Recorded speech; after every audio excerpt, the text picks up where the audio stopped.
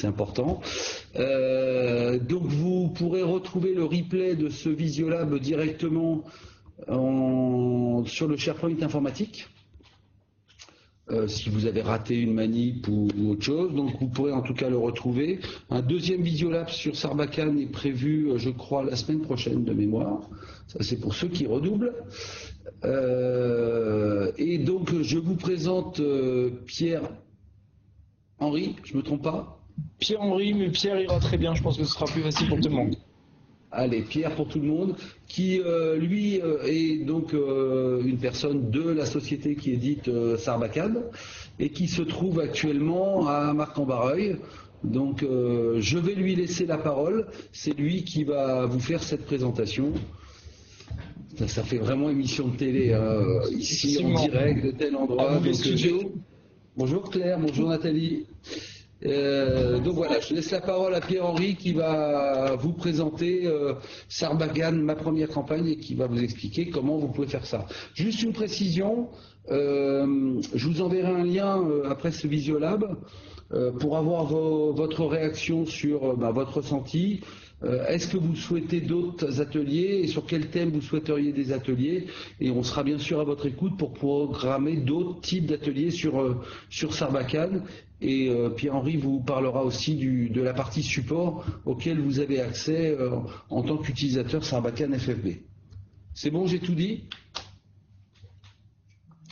Eh bien, on est parti. Alors, si j'ai ton go. Tu as mon go, pas de souci. Je coupe notre micro.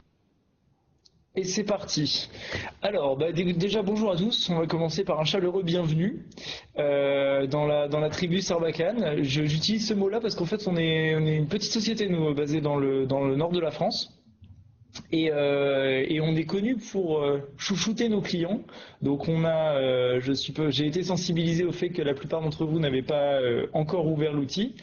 On est parti ensemble pour on va viser 1h30.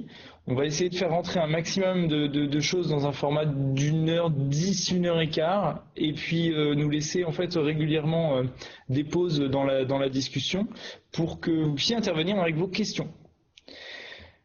L'idée globale, c'est que, alors voilà, moi ça fait 4 ans maintenant que je suis chez Sarbacane. J'ai rejoint Sarbacane en tant que commercial il y a quelques années. C'était du commerce plutôt soft parce qu'on faisait partie d'une équipe fidélisation qui était là pour vous téléphoner à la fin de l'année et vérifier si vous vouliez renouveler votre contrat. Là, il y avait 2 possibilités. Vous voulez renouveler votre contrat, tout va bien. Vous voulez pas parce qu'il y a des problèmes. Eh ben, il fallait qu'on prenne du temps avec vous et qu'on vous accompagne. Seulement, comme je vous l'ai spécifié, j'étais commercial. Donc l'objectif, quand on nous dit la stratégie fonctionne pas, il faut prendre du temps ensemble. C'est pas des choses qui se règlent d'un claquement de doigts. Et donc on a bien assimilé que ça pouvait pas aller. On pouvait pas traiter vite ce genre de problématique. Donc on a dissocié l'accompagnement de notre service commercial. Je fais partie maintenant d'une équipe qu'on monte depuis le début de l'année qui est là pour vous aider à prendre en main l'outil, vous aider à comprendre les enjeux, qu'est-ce qui se passe derrière l'envoi d'un email, c'est quoi un anti-spam et pourquoi du coup je vais retrouver des emails qui vont pas arriver. Est-ce que c'est normal, est-ce que c'est pas normal? C'est-à-dire est-ce que mes statistiques sont correctes ou est-ce que je suis en sous-performance? Et comment est-ce qu'on va aller à partir de ce constat prioriser les actions à mener pour aller chercher plus de résultats? Donc je commence cette discussion par cet élément-là, parce qu'il est extrêmement important pour moi, pour nous, pour nos équipes chez Sarbacane, que vous compreniez qu'au-delà du contact qu'on va avoir aujourd'hui, je vais plutôt dire que je souhaite qu'aujourd'hui soit un premier contact et que il est normal, on fera pas de vous des experts du marketing digital par newsletter en un seul contact, en une seule présentation. L'objectif, c'est qu'à terme, vous puissiez être suffisamment indépendant pour ne plus avoir besoin de nous. Mais sachez que vous êtes les bienvenus, du coup, à solliciter nos équipes. On les met à disposition pour ça. Je vais vous les présenter en vous mettant énormément à disposition de contenu aussi pour que vous puissiez vous débrouiller sans forcément avoir à faire appel à nous, pardon. Donc voilà, je souhaitais commencer par ce petit message de bienvenue en disant pas de panique. Les éléments qu'on va être amenés à discuter aujourd'hui, s'il y a des questions, vous pourrez les voir en direct avec nous ou avec vos équipes en interne. Ils nous retransmettent les questions, on vous fait des retours. Bref, bienvenue, tout va bien et on est ensemble pour une grosse heure. Écart maintenant. Donc, je voudrais commencer par vous expliquer que le logiciel qu'on vous met à disposition, dans un premier temps, vous allez pouvoir y avoir accès via un logiciel. Donc vous pouvez télécharger le logiciel, l'avoir sur votre poste installé. De même que vous allez pouvoir y avoir accès à partir du simple moment où vous avez une connexion Internet et l'accès à un navigateur. La différence, elle se fait que sur le fait que si jamais vous n'avez pas accès à une connexion Internet, vous allez pouvoir travailler sur la version logicielle. Et à l'inverse, si vous avez accès à la version web, vous serez potentiellement bien plus à l'aise parce qu'elle est du coup plus fluide.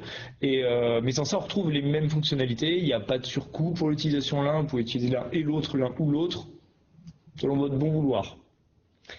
J'ai une question, s'il vous plaît. Oui. Le logiciel, c'est un poste par Fédé ou tous les postes de la Fédé? Alors, le logiciel est un petit peu... Là, c'est nous qui devons répondre du coup, puisque les licences pour les Fédés, c'est nous qui les prenons et qui les payons. C'est Christophe qui confirme, c'est bien un poste par Fédé. Hein. Oui, c'est un poste par Fédé, tout à fait. Par réunion. Et par réunion. Ok, j'ai pris note, merci. Alors, je vais me permettre de compléter votre réponse parce que ça élève un petit élément qui, pour le coup, est sur ma partie. C'est qu'à partir du moment où vous avez un accès pour une Fédé, vous pouvez vous connecter autant d'utilisateurs que vous le souhaitez. À partir du moment, bien entendu, où on accepte la contrainte, entre guillemets, que tous les contenus vont être partagés et mélangés. Si on a plusieurs départements au sein d'une même Fédé, s'il y a éventuellement des équipes qui doivent ne pas travailler ensemble, ne pas partager les bases de données, ne pas partager les contenus, il est possible de les segmenter avec des comptes utilisateurs supplémentaires. Mais vous verrez ça du coup avec la personne qui gère le projet au global. Moi, ce que je souhaite aujourd'hui que vous reteniez, c'est qu'il n'y a pas de limite de connexion. Vous ne risquez pas normalement de vous retrouver un jour en disant le nombre de postes est atteint ou ce genre de choses. Donc pour la démo qu'on va faire ensemble, on va commencer par les accès déjà. Donc vous pourrez vous connecter à Sarbacane depuis sarbacane.com. Vous trouverez en haut à droite un bouton connexion. Quand on clique dessus, on arrive sur un écran qui va vous proposer un login et un mot de passe. Et là, je pense que comme je suis déjà préenregistré, il me reconnaît et il me log automatiquement. Donc du coup, je vais fermer cet écran-là puisque du coup, il ne me sert à rien. Hop. Et la présentation sur laquelle on va passer du temps aujourd'hui, je vais commencer par vous présenter de façon un peu statique toutes les fonctionnalités qu'il y a sur cet écran et vous expliquer comment vous allez pouvoir vous balader dedans, comment organiser votre travail en fonction de ces fonctions-là. Et du coup, l'objectif, ça va être de reprendre les fonctions, même les éléments potentiellement de langage les plus basiques. Rapidement, je vais faire une pause, vous sonder et voir si globalement le discours est adapté ou s'il faut que j'accélère sur certaines notions parce que c'est des choses que vous maîtrisez. Du coup, je vais commencer en vous disant que le terme principal chez Sarbacane, l'élément central en termes de sémantique, c'est le mot campagne, qui est ici. Une campagne, c'est un dossier dans lequel vous allez, que vous allez créer plutôt, et dans lequel vous allez intégrer une liste de contacts, à laquelle vous allez diffuser un modèle email. La combinaison de ces deux éléments, liste de contacts et modèle, c'est donc une campagne. Cette campagne, une fois qu'elle est envoyée, elle génère des statistiques, et de cette campagne sont également isolés automatiquement tous les contacts qui vont demander à ne plus recevoir vos messages, se désinscrire, et tous les éléments que Sarbacane va identifier comme n'existant plus ou n'étant plus joignables. Ils vont être automatiquement isolés dans la liste noire. Donc avec ce simple élément de langage, je viens de vous présenter 5 des 6 tiroirs dans lesquels vous allez trouver les fonctions du logiciel. Le 6e sont les pages et formulaires. Je m'y arrêterai après. Les landing pages, donc ce sont des pages que vous allez pouvoir dessiner et que Sarbacane va héberger. Je vous expliquerai dans quel cadre ça va vous être utile dans votre travail tous les jours. Et les formulaires, ça ressemble, en fait, beaucoup de gens connaissent les Google Forms. Vous savez, les petits formulaires qu'on peut faire sur Google pour indiquer aux collègues qu'on va faire un resto tel jour ou savoir à quelle disponibilité on est. Vous allez avoir les mêmes possibilités d'édition. Donc, poser des questions, dessiner des questions avec des champs ouverts, avec des champs fermés, des champs limités, etc. Et l'avantage par rapport à un Google Form, c'est que d'une part, vous n'allez pas filer toutes vos données à Google, ça va rester chez vous en interne, et d'autre part, vous allez pouvoir personnaliser le fond. Ce qui fait que votre destinataire, en cliquant sur votre formulaire, il aura l'impression d'être sur une page de votre site, et ça renvoie bien entendu une image qualitative assez importante. Donc, je vous en présenterai les modalités. Mais on ne va pas se concentrer d'abord dessus, puisque ce n'est pas la fonction principale de l'outil. Il est important aussi de savoir qu'on peut faire des campagnes. Une campagne, c'est donc un envoi, hein, ce qu'on appelle du bulk. Donc, on rentre une base de données, on met un modèle, on shoot, on collecte des résultats.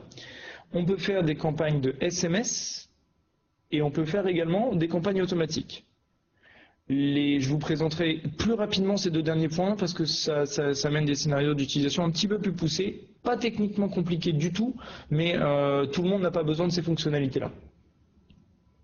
Donc vous retrouverez, logiquement, on va s'arrêter sur ça, la première sur les 8 fonctions qu'il y a sur cette page. D'abord, vous trouverez les listes de contacts, de toutes rangées dans les listes de contacts. Les modèles email, votre bibliothèque sera ici. Alors, ouais.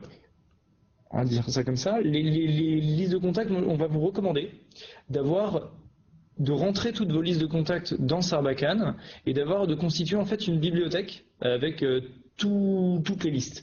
Par liste, j'entends par là que vous allez avoir en fait tous vos segments marketing, tous les différents groupes de personnes à qui vous allez envoyer des messages.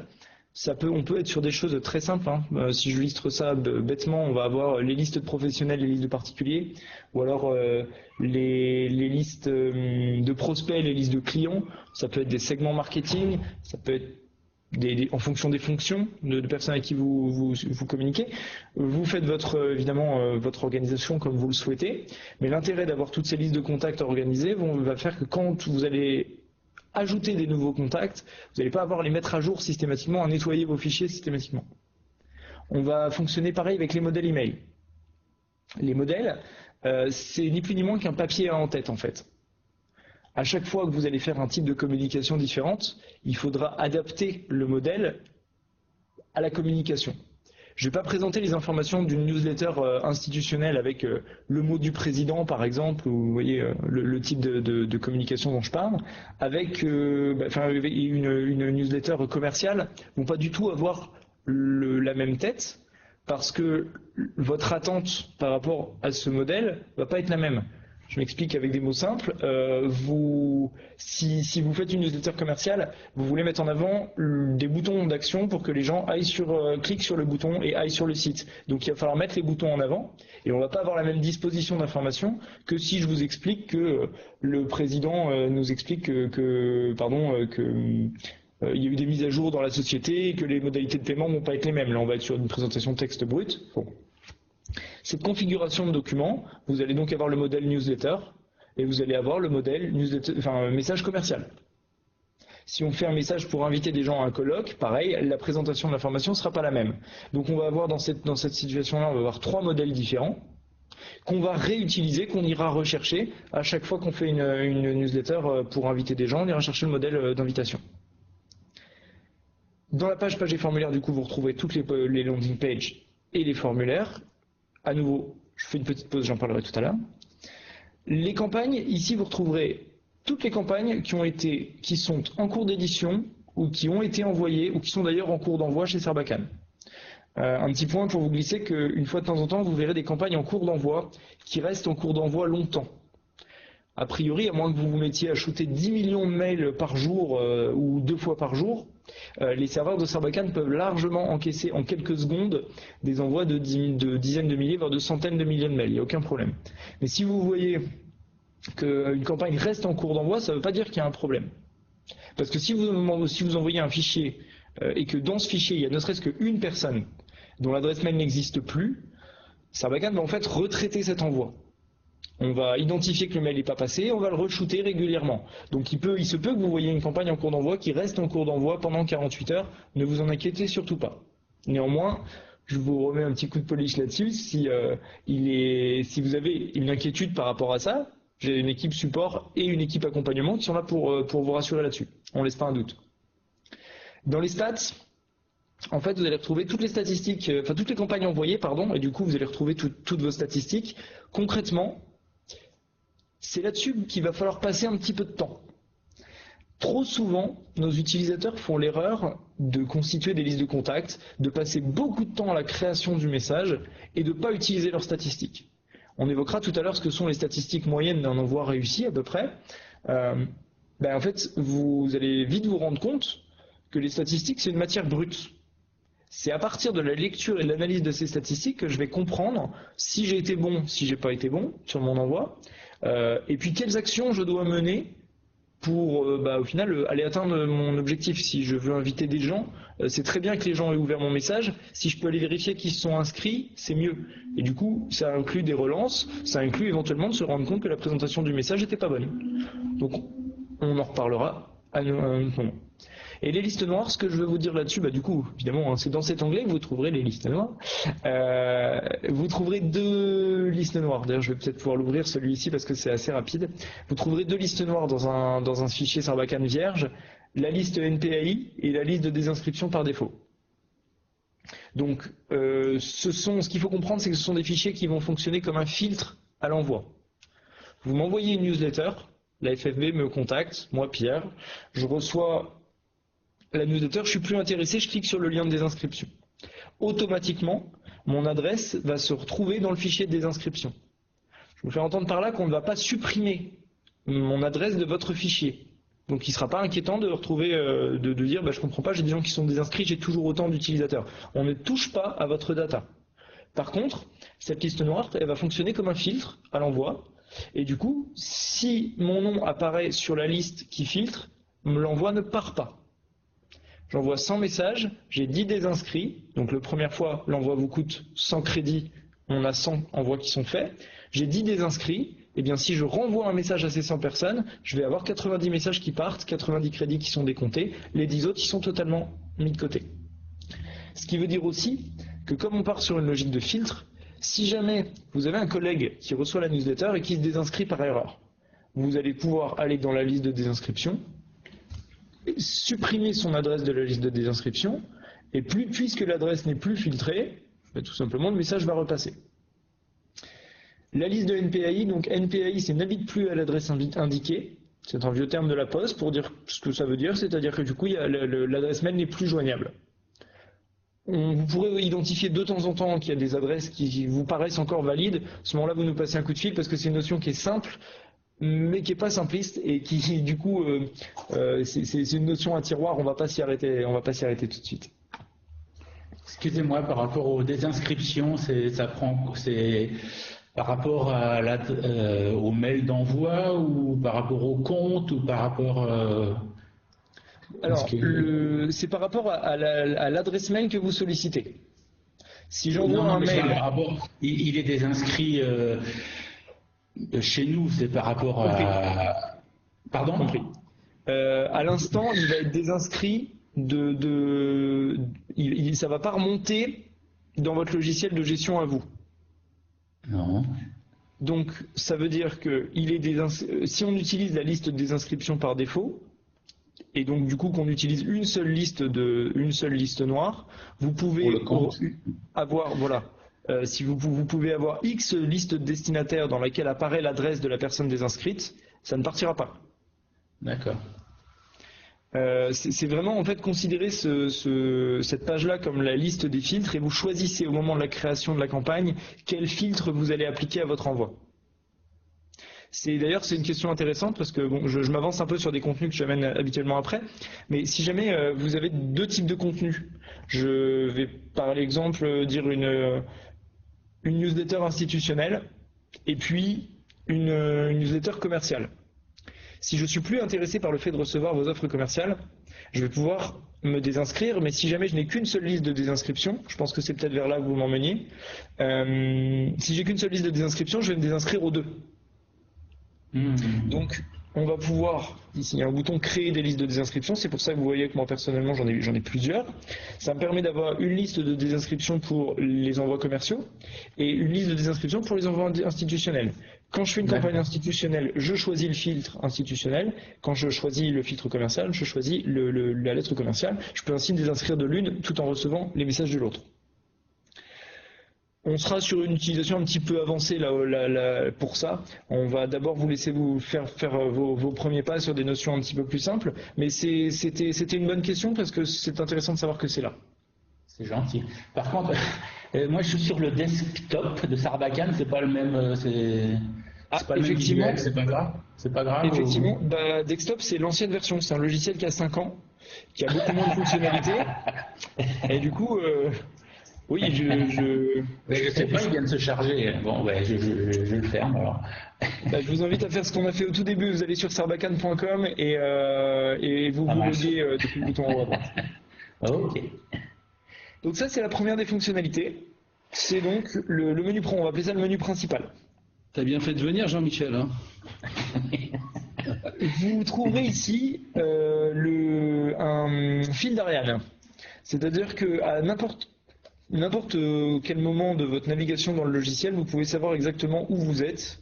Hop, si je lance une campagne, je vais trouver ici accueil, campagne et le nom de la campagne. Et c'est un menu qui est évidemment interactif, c'est-à-dire si je veux revenir au menu source, je vais cliquer sur campagne et Sarbacane va me renvoyer sur l'écran de base.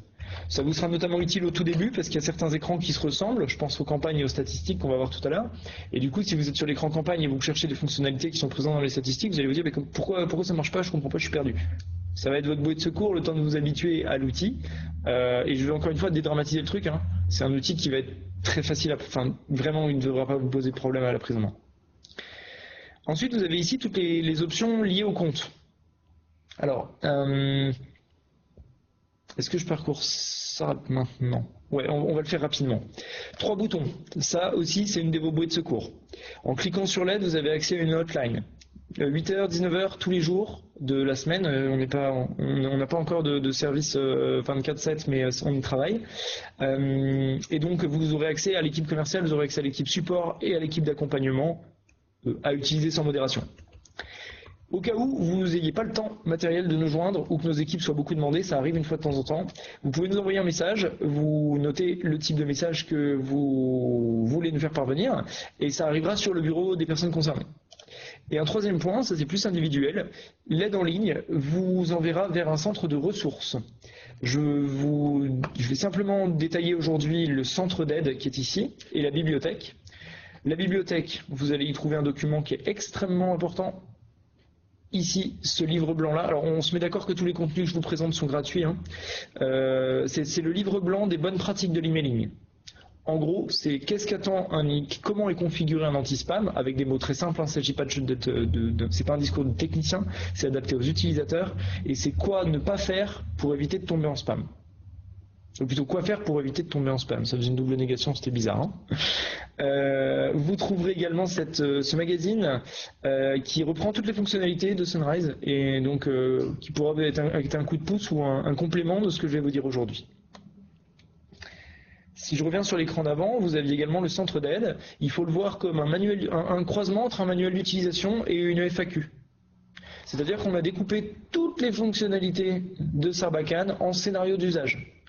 Et on s'est posé pour vous un certain nombre de questions qui nous paraissent, qui sont des remontées d'utilisateurs en fait, et on a avancé la réflexion, on vous amène les questions que vous allez vous poser. Si je prends créer une campagne emailing, alors on note déjà que ce sont de petits articles, c'est pas des trucs, il n'y a pas 800 pages d'articles à lire à chaque fonctionnalité, et ça va être quels sont les prérequis avant d'envoyer une campagne, comment fonctionne l'email builder, donc des choses assez générales, et puis si on cherche un peu plus, on va aussi trouver des réponses à des questions beaucoup plus poussées. Est-ce que je peux insérer un GIF dans mon emailing, comment je personnalise les champs dynamiques, comment j'utilise les champs de personnalisation dynamique, excusez-moi. Donc voilà, évidemment, je vous répète que mon équipe sera ravie de vous répondre, mais si jamais vous avez besoin, vous allez trouver beaucoup d'informations ici, et ça peut vous faire gagner un temps substantiel aussi, donc n'hésitez pas. Ensuite, vous trouverez ici Pierre-Henri. Oui. Du coup, ce qui serait pas mal, c'est que tu m'envoies le lien et je le mettrai à disposition de tous les participants, effectivement, de cette présentation. Ouais, c'est noté. À ce moment-là, si on a 5 minutes à la fin, je repasserai sur des ressources parce que j'ai aussi des blogs qui sont mis à disposition par mes équipes qui sont complètement gratuits et qui peuvent notamment concerner les personnes qui réfléchissent au projet de communication qu'il y a derrière vos envois. Donc je ne sais pas si certains seront juste utilisateurs, reçoivent un cahier des charges ou si on a vraiment des gens qui ont les mains dans ce qui va être, dans le projet en lui-même, parce que du coup, voilà, il y a des articles sur la RGPD, par exemple, et la qualification des contacts, dans quel cas il est nécessaire d'obtenir le consentement, etc. ainsi que des articles beaucoup plus opérationnels. Je dois choisir un objet pour ma campagne. L'objet, c'est juste le premier point de contact de votre message avec votre destinataire, donc c'est juste central, mais c'est aussi un des trucs qui peut vous faire tomber en spam en un claquement de doigts. Donc c'est quoi les limites, qu'est-ce qu'il faut faire, quelle méthode de travail je mets en place pour accoucher d'un truc qui soit personnalisé vraiment. J'ai pas mal de ressources pour vous. C'est bon pour toi? On va considérer que c'est un oui. J'ai plus de retour de son. Ici, on a un petit dashboard. Non, bah non, j'ai oublié ça du coup. Les paramètres du compte qui peuvent vous être utiles à quelques regards. Donc, je vais le lancer, je vais le parcourir rapidement. Ici, notamment, vous avez accès au login et au mot de passe qui peuvent être personnalisés à tout moment. Sur le réglage, on va noter l'aide au démarrage. Alors vous ne le voyez pas sur mon poste parce que j'ai utilisé Sarbacane quelques fois déjà, mais si vous avez possibilité de la réinitialiser, ça vous fait popper des petites infobulles qui vous expliquent quand vous arrivez sur une page ce que vous allez y trouver et comment elle fonctionne. Donc c'est bourré de petites aides comme ça. Et puis au niveau de l'interface, ça c'est pour le plaisir de vos yeux. Vous pouvez choisir de travailler sur une interface noire ou blanche, en fonction des préférences de chacun. Il y a quelques petites options de personnalisation, mais sur lesquelles je ne m'arrête pas parce que c'est des choses assez évidentes qui ne vous poseront aucun problème. Les coordonnées que vous nous laissez pour qu'on puisse travailler avec vous. L'offre commerciale, vos offres commerciales en cours, avec la possibilité de recharger et les numéros pour contacter l'équipe. Le partage de compte, je ne m'y arrête pas, c'est ma collègue qui s'occupe de ça pour vous. Sur chaque compte, il y a 2 notifs importantes. Les informations liées au service de routage, donc ça va être les accusés d'envoi. On a un problème sur votre campagne, cher monsieur mon client, il faut que vous nous contactiez rapidement, on a telle problématique à voir avec vous, ça va partir sur cette adresse-là. Tout ce qui concerne la facturation est peut-être dissocié et envoyé sur une adresse plutôt à la compta. Les moyens de paiement enregistrés, votre historique de facture. Au niveau des campagnes email et des campagnes SMS, je vais juste m'arrêter un instant pour vous dire que vous avez ici possibilité de personnaliser certains champs de façon à ce qu'ils soient définis de manière standard, pour pouvoir les réutiliser par défaut en fait. Donc si jamais systématiquement par exemple l'adresse d'expéditeur c'est la même, vous aurez tout intérêt à la modifier ici pour ne pas avoir à la modifier dans chaque campagne à chaque fois. Il y a de même pour le SMS. Au niveau des stats, on ne touchera jamais, au grand jamais, à ce bouton-là. Le suivi comportemental, c'est votre tracking. C'est ça qui vous permet d'avoir des statistiques dans le logiciel. Donc si vous le désactivez, en gros on shoot à l'aveugle et c'est un petit peu dommage. Vous aurez possibilité, vous le trouverez, il sera désactivé, d'activer Google Analytics qui vous permettra, en fait, simplement en l'activant, il n'y a aucune configuration à faire, Sarbacane ajoute des balises dans chacun des liens que vous allez générer. C'est-à-dire que vous faites une campagne de communication, vous allez, logiquement, ça va être une campagne un peu multicanal, vous allez constater une augmentation du trafic sur le site. Le fait d'avoir Google Analytics relié à Sarbacane va vous permettre de quantifier le trafic qui vient de la newsletter, qui a été généré sur le site par la news. Et au niveau du comportement individuel, vous allez pouvoir savoir que chaque personne qui arrive sur le site est venue chez lui par Sarbacane, via l'email ou le SMS, et via telle campagne. Il y a juste un clic à faire et après ça la connexion est faite. Les domaines, je m'arrête simplement pour vous dire que c'est une configuration qui est nécessaire. Ça sert à l'authentification de vos envois. On va voir ensemble qu'on peut personnaliser l'adresse d'expédition. C'est-à-dire que moi je suis Pierre de Sarbacane, et je peux très bien, sans aucun problème en 2 secondes, envoyer un message au nom de Pierre de la Fédération Française du Bâtiment. C'est évidemment interdit, je vous taquine un petit peu en présentant ça comme ça, mais comment l'anti-spam va faire la différence entre votre vraie agence bancaire et quelqu'un qui se ferait passer pour votre agence bancaire? En fait, à peu de choses près, il ne peut pas, sauf si on configure un nom de domaine. C'est-à-dire que le nom de domaine va faire que quand Sarbacane va présenter vos mails aux anti-spam, l'anti-spam va envoyer un message à votre hébergeur et va lui dire, en fait voilà, il y a un certain Sarbacane qui essaie d'utiliser ton nom de domaine, qui essaie de communiquer en ton nom. Pierre-Henri, je parle sous le contrôle de Christophe qui est là. Ça, ce sont des informations auxquelles nos utilisateurs n'ont pas accès. Ils sont utilisateurs, ils sont administrateurs. Hein. Ils sont utilisateurs uniquement de la plateforme. Hein.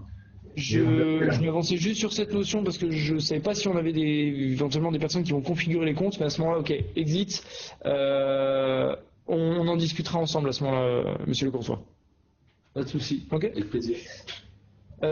Du coup, est-ce qu'on parle d'API ou pas du tout? De quoi? Euh, Les API, il y a pas d'API.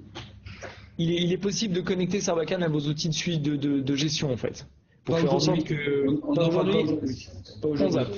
Non, Ok. l'objectif c'est vraiment d'apprendre à faire une campagne simple. Eh bien, j'arrête sur la soupe à la grimace. C'était les notions les plus complexes que j'avais en stock, mais soit, d'accord. Très bien. Pas de souci. On a du coup quatrième option. On a ici le dashboard de vos crédits en cours. Le bouton commander, il vous renvoie vers les paramètres. Je ne m'étends pas dessus, c'est évident pour tout le monde. Ici, vous avez un petit dashboard statistique que vous pouvez personnaliser en mettant ici les stats que vous voulez voir apparaître et puis le timing et ici le type de stats que vous voulez voir apparaître. Pareil, je ne m'arrête pas dessus parce que ça fait joli, c'est cool, mais ça ne sert absolument à rien au niveau de l'analyse. Donc, exit. Ici, vous avez un panneau de création qui vous permettra d'accéder en un clic en fait, à toutes les fonctions d'édition de l'outil. Donc je peux créer une campagne, email, SMS ou une campagne auto. Je peux créer une liste, un formulaire ou un modèle email.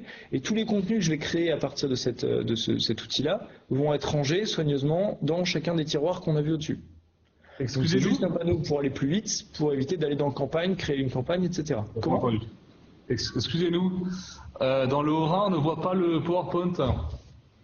Je ne sais pas si c'est pareil ailleurs, mais dans le Haut-Rhin, on ne voit pas le PowerPoint. On n'a pas de présentation.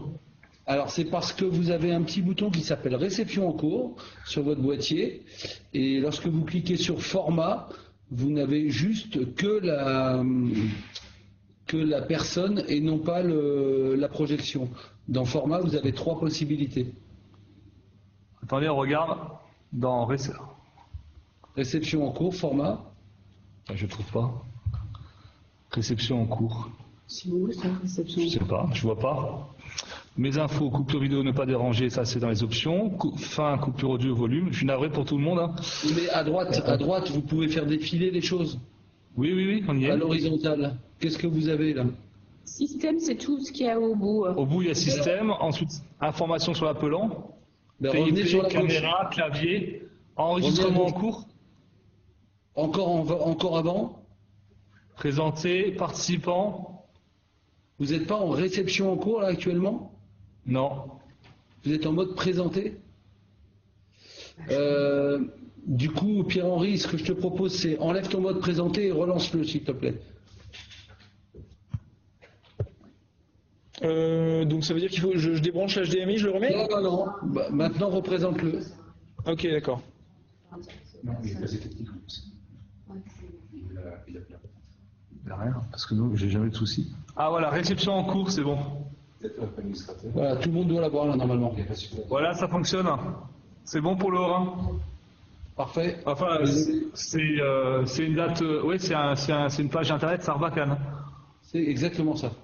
Voilà, donc c'est bon là. On y est. Merci. Donc, du coup, si vous aviez le son, jusque-là, ça a dû potentiellement être suivable. Là, on va rentrer dans une partie un petit peu plus graphique. Donc, le panneau de création, pour rappel, est ici. Hein. À partir de là, vous avez ici les 4, 5, 6, 7, 8 dernières campagnes, en fait, apparaissent sur la version web. Votre écran s'adapte en fonction de la taille du zoom en fait de votre écran et de la résolution de votre écran. Donc plus vous dézoomez, plus vous aurez accès à un nombre important de campagnes. Plus vous zoomez, effectivement, plus ça va réduire le champ d'apparition. Et en fait, ce qu'il faut comprendre de cet écran, c'est que vous avez ici l'emplacement 1, ici l'emplacement 2, l'emplacement 3, 4, et puis etc.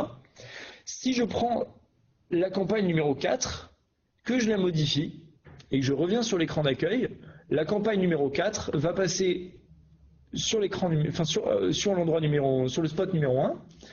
Le 1 va passer sur le spot numéro 2, 2 en 3, 3 en 4, etc. Donc quand vous vous connecterez, vous trouverez toujours les derniers contenus en cours de travail ou les dernières campagnes envoyées. Profite pour vous glisser qu'on a une codification qui est très simple, qui est toujours la même. Une campagne en cours d'édition, c'est une gommette orange. Une campagne envoyée, c'est une gommette verte. Les campagnes en cours d'envoi sont avec une gommette bleue et ça, du coup, elles ont un statut qui est tout à fait temporaire. Que vous dire de plus sur cet écran? Ah oui, bah si. Hop. Ici, vous avez des raccourcis vers toutes les ressources dont je vous ai parlé tout à l'heure. Ici, on arrive vers la FAQ. Ici, on arrive vers les vidéos d'aide. Donc, il y a notamment une vidéo qui s'appelle Ma première campagne, qui dure 25 minutes, qui est bien entendu moins complète que ce qu'on va faire ensemble, mais qui peut vous remettre quelques notions en tête. Et puis ici, c'est les 2 blogs dont je vous ai parlé tout à l'heure. Voilà. Alors, je vous propose un rapide premier break. On est resté sur des notions assez globales, à part mon dérapage sur les paramètres. Est-ce qu'on a des questions? Est-ce que ça va trop vite pour certains? Est-ce qu'il y a des choses qui sont nébuleuses? Bon, alors pas de nouvelles, bonne nouvelle. Oui. J'avais juste une question, mais c'est peut-être plus par rapport au compte FFB. Là, en l'ouvrant, je vois qu'il y a plein de... On voit en fait toutes les créations de mails de tout le réseau FFB. C'est ça, hein? C'est pas par... ainsi que tous les listings de contacts, c'est tout partagé, c'est ça? Logiquement, ça doit être par région, il me semble. Tout est partagé. Non, tout est partagé? Ouais, c'est un seul compte et on a un compte commun avec 50 licences derrière, bientôt 60 parce qu'on en a commandé 10 de plus. D'accord. Et dans ce compte commun, les administrateurs qui sont Clément Blumin et puis moi-même en l'occurrence, nous distribuons donc la possibilité de rejoindre pour tout un chacun ce compte commun. J'ajoute que la partie logicielle installée, ce n'est pas ce qu'on utilise. On utilise uniquement la partie full web.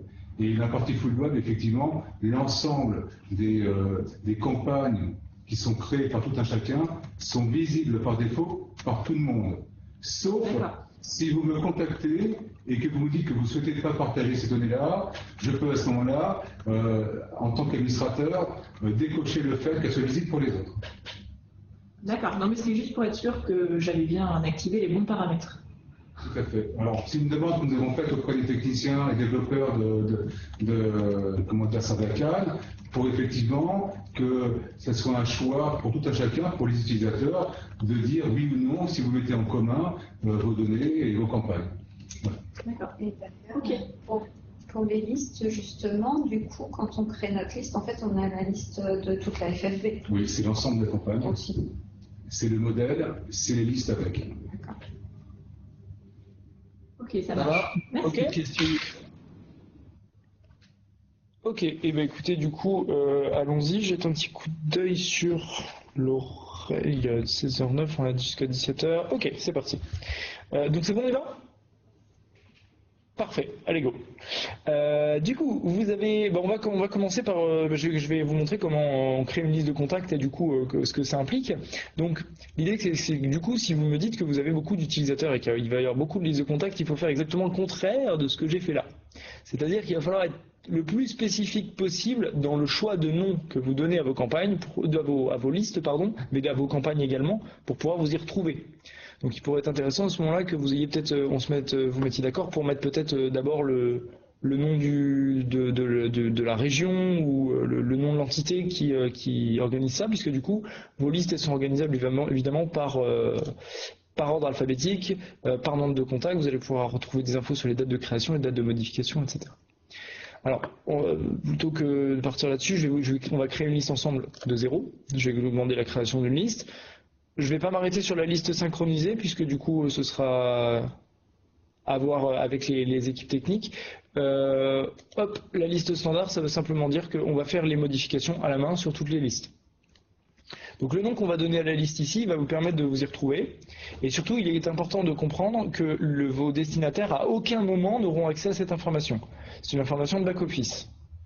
Donc ici, on va dire test FFB. Et à nouveau, je vous invite à être, je réinsiste, à être vraiment beaucoup plus spécifique pour savoir, voilà, test, ce sera la liste de prospects sur tel segment. La liste, elle appartient à tel groupe, etc. Pour pouvoir vous y retrouver quand vous allez commencer à être beaucoup d'utilisateurs et avoir surtout un certain nombre d'envois de faits. Alors, vous arrivez sur cet écran qui est le manager de contact. Vous allez voir que c'est quelque chose de très simple à prendre en main et on va regarder rapidement quelles en sont les fonctionnalités. Mais la première chose déjà, c'est que vous voyez que Sarbacane vous bloque complètement. Il n'y a pas d'autre possibilité que d'ajouter des contacts avant de commencer. Vous allez pouvoir ajouter des contacts depuis un fichier que vous allez pouvoir compléter avec une saisie manuelle. ou en rentrer vos fichiers avec du copier-coller. Les fichiers, ce sera tous les fichiers Excel et dérivés, CSV, XLS, XLSX, etc.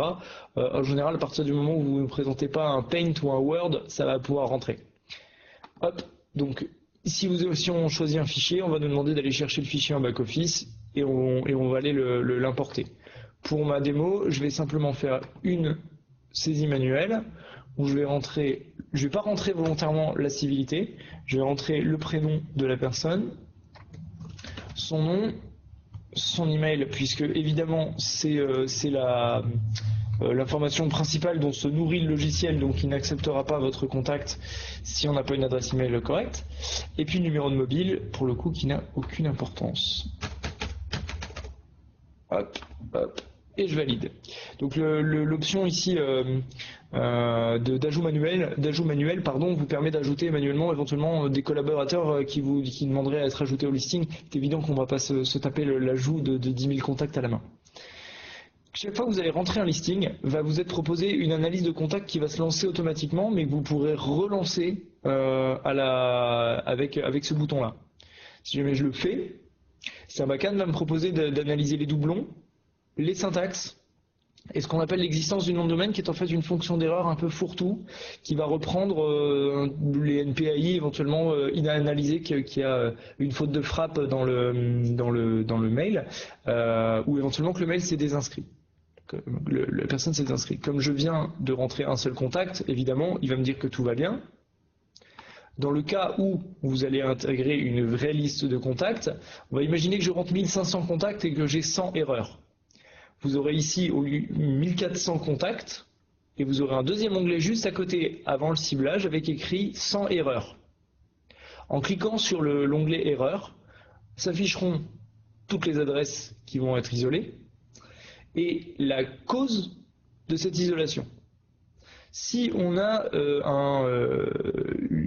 par exemple gmial.com ou Outmule ou Outlook, Sarbacane va le reconnaître et va vous proposer une correction. Et vous allez trouver un langage, un petit code qu'on utilise partout. Quand vous voyez ces trois petits traits quelque part chez Sarbacane, hop là. Bah non, je suis pas dans le bon. Je me voyais dans le truc de contact, dans le truc d'erreur. Vous verrez trois petits traits, au bout qui vous indiqueront qu'il y a des options et vous aurez la possibilité de modifier, de réintégrer votre contact tel qu'il a été entré d'abord, forcer son intégration à la base, ou modifier, réintégrer la correction. Et en fait, ce qui est intéressant dans cet éditeur, c'est que toutes les fonctions, vous pouvez intervenir à n'importe quel moment.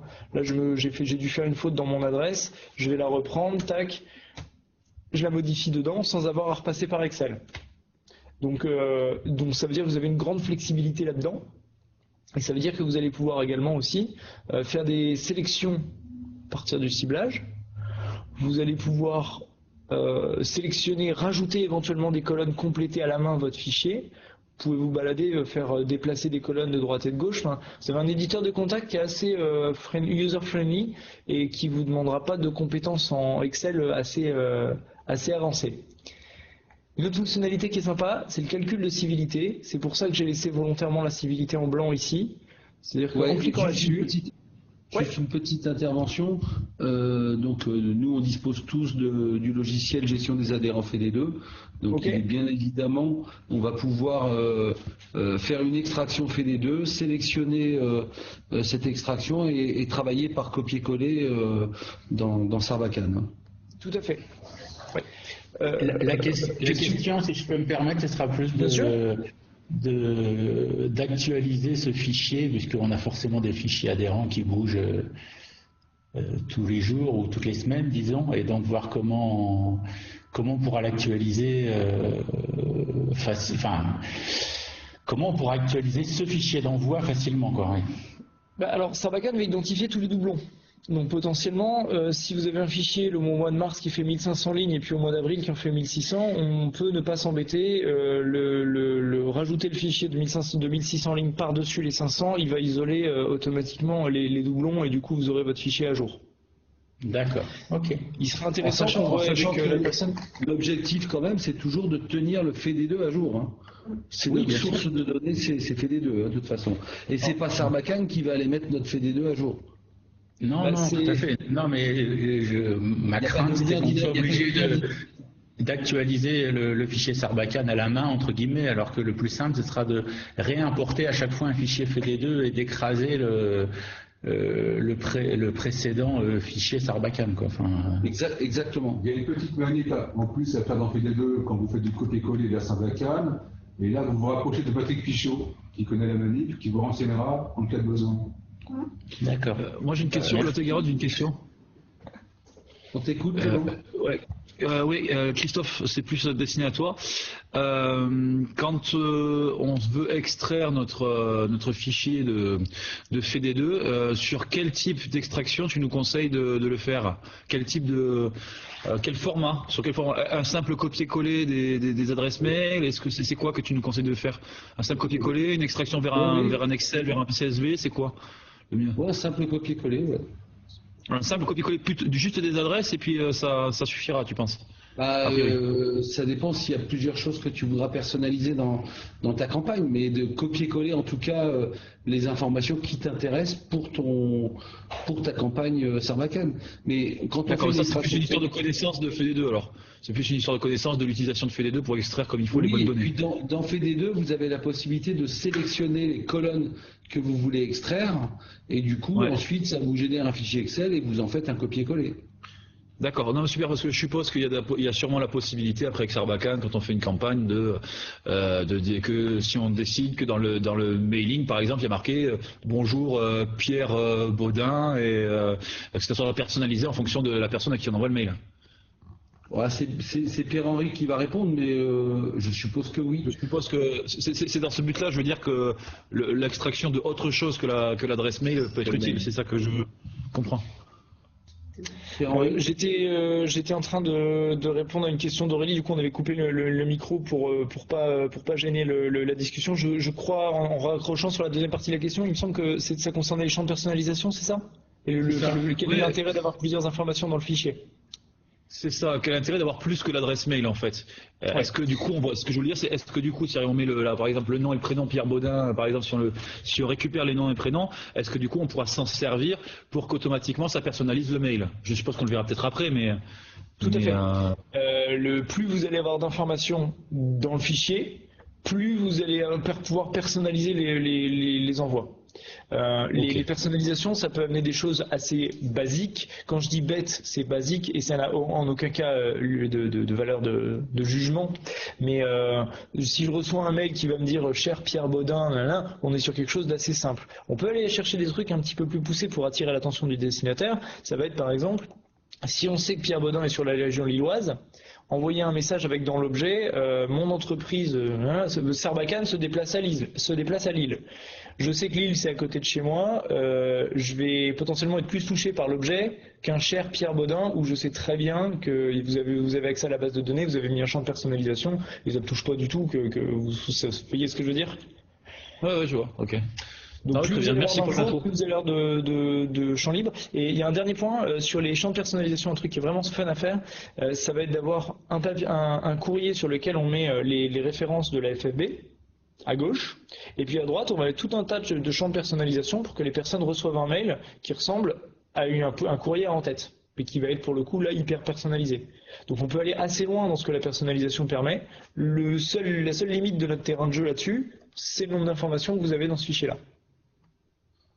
Okay. Typiquement, une info qui peut être intéressante, c'est la civilité, et ça, Sarbacane nous calcule ça, et on va lui indiquer où est la colonne des prénoms, où est-ce qu'on va remplir la civilité, et ce qu'on va vouloir mettre comme champ. Donc moi, ça peut être un M, ça peut être un monsieur, ça peut être M point, ça peut être à l'anglaise, Mister, etc. Hop, je valide. Il va passer un scan sur mon fichier, et le fichier civilité la ligne civilité que j'avais volontairement pas remplie, il a identifié que Pierre, c'était un gars prénom masculin. Voilà. Je crois avoir compris que votre fichier, il allait qualifier déjà tout ça, donc je m'y étends pas. Voilà, à partir de là, on pourra créer un formulaire à partir de cette liste de destinataires. On en reparlera tout à l'heure, je ne reviens pas dessus. Et on pourra également créer une campagne. Et vu qu'on a vu qu'une campagne, c'était une liste de destinataires à laquelle on envoie un message et puis on shoot, si je crée une campagne à partir de la liste de destinataires, j'ai déjà cette liste de destinataires qui est segmentée. Je reviens sur mon exemple de tout à l'heure. Si j'ai 1000 contacts et 500 erreurs, et que je fais une campagne où je shoot à partir de ce fichier-là, c'est que les 1000 contacts qui vont être sélectionnés. Tous les fichiers qui ont été identifiés en tant qu'erreur, tant que vous n'êtes pas intervenu dessus, ils sont isolés automatiquement. Donc vous risquez pas de faire une bêtise à ce niveau-là. Voilà. Au niveau de la sauvegarde, excusez-moi, ça veut dire que du coup, tant qu'on n'a pas traité les erreurs, ça veut dire que par exemple sur les 1000 contacts qu'on a, enfin les 1000 adresses qu'on avait au départ, si j'ai bien compris, les 1000 adresses qu'on avait au départ, si on a 500 erreurs, ça veut dire que si ça envoie qu'à ceux qui sont sans erreur ou ça envoie à tout le monde sans distinction des erreurs ou pas? Non, justement. Alors je prenais juste pour se mettre d'accord sur l'exemple, hein, on considérait un fichier de 1500. Et on a 500 erreurs. Ok. Du coup, ça veut dire qu'on va shoot que sur les 1000. Tant que vous n'êtes pas intervenu sur les 500. Après les 500, on peut y aller un petit peu brutalement et puis tout réincorporer. Mais si jamais je balance sur un pierre@genial.com, eh bien, Sarbacane va identifier que l'adresse n'existe pas. Il va vous isoler le contact en liste noire et on va l'avoir perdu. Du coup, puisque on peut pas s'amuser à aller passer sur toutes les erreurs, sur toutes les isolations en disant est-ce que c'est bien ça. Donc l'intérêt de ça, c'est de pouvoir se rendre compte qu'il y a une erreur, la corriger et de ne pas perdre bêtement entre guillemets un contact qui, s'il avait été corrigé, aurait été au demeurant tout à fait valable. Je comprends. Merci. Ok. Ça je sais que c'est une grosse frayeur des utilisateurs, les sauvegardes. Quand vous êtes sur Sarbacane en version web, vous intervenez directement sur les sauvegardes de nos serveurs, donc tout le travail que vous faites, il est sauvegardé à l'instant. Vous faites une modification, vous faites entrer, c'est sauvegardé. Pour vous rassurer, il y a une petite disquette de sauvegarde ici. Si je clique dessus, je vais avoir un message de validation également. Et il faut savoir également que si jamais je retourne sur le menu d'accueil du logiciel, Sarbacane va systématiquement, quand je quitte une fonctionnalité, me proposer de sauvegarder mes modifs. Donc rassurez-vous par rapport à ça, il n'y a pas de risque de se dire galère, j'ai perdu 3 heures de boulot parce que j'ai pas sauvegardé et que j'ai fermé mon navigateur. Sur les modèles email, je vais y passer assez rapidement parce que l'objectif c'est surtout de vous montrer la création dans un email. Vous allez retrouver ici toute la bibliothèque des modèles que vous allez avoir créés. La seule chose que je veux vous dire là-dessus, c'est que justement, on évoquait les champs de personnalisation tout à l'heure. Les champs de personnalisation, comme on l'a vu, ils sont liés aux informations qu'il y a dans la base de données. Or, le modèle ici, c'est juste le papier en tête, c'est pas dans le cadre d'une campagne liée à une base. Donc, comme il n'y a pas de base de données, il y a des fonctionnalités comme les champs de personnalisation que vous ne trouverez pas ici. Pas d'affolement. À partir de l'instant où vous réutilisez un modèle pour l'utiliser dans le cadre d'une campagne, vous pourrez évidemment, là pour le coup il y aura une base de données, donc on pourra utiliser les champs de personnalisation. Hop, donc à nouveau sur les modèles email, on verra l'éditeur tout à l'heure. Dans le champ des campagnes, je veux rapidement vous montrer d'abord comment il est présenté. Vous avez beaucoup d'informations. Donc en fait, pas de panique non plus, c'est quelque chose d'assez simple. Vous avez 3 zones. Vous avez la zone ici qui vous permet de définir le type de campagne, les campagnes que vous voulez voir apparaître, les campagnes que vous allez sélectionner, donc la zone de sélection, les campagnes que vous avez sélectionnées, elles vont apparaître dans la ligne qui est ici, dans la colonne qui est ici, pardon, et ici vous avez l'aperçu avec les différentes options qui sont à votre disposition ici. Les fameux 3 petits traits qui présentent des options dont je vous parlais, c'est ça. Ça, quand vous le voyez, ça veut dire ici j'ai des options. Hop, si je clique ici, je vois voir, éditer, dupliquer, propriété, supprimer. C'est les mêmes options que celles qui sont ici. Donc vous avez en fait pas très souvent dans le logiciel, vous retrouvez des redondances d'informations parce qu'il y a des gens qui vont plutôt regarder par là, d'autres par là. Bref. Donc ici, ce qu'il faut voir, c'est que d'abord, on va prendre l'information en haut à gauche, on va définir une plage. Sarbacane, je veux que tu m'affiches les informations, les campagnes des 7 derniers jours, des 6 derniers mois, depuis que j'ai commencé. Hop, j'applique mon choix. Ensuite, vous allez choisir des tags. Vous allez pouvoir taguer les campagnes, donc c'est-à-dire qu'on va leur affecter une étiquette qu'on va définir et qui va vous permettre de différencier les différents types de communication que vous avez fait. Ça peut être justement un type de différenciation des campagnes entre les différentes fédérations. À nouveau, les campagnes de prospection, les campagnes de fidélisation, etc. Par défaut, vous avez un certain nombre de tags qui sont préenregistrés. Les campagnes standards, les campagnes de split, hop là, vous verrez tout doucement toutes ces fonctionnalités-là. Si je fais une campagne email, par défaut, il y aura un tag email. Si je fais une campagne SMS, il y aura un tag SMS. Et vous allez pouvoir créer, rajouter des tags. Ça se fait extrêmement facilement.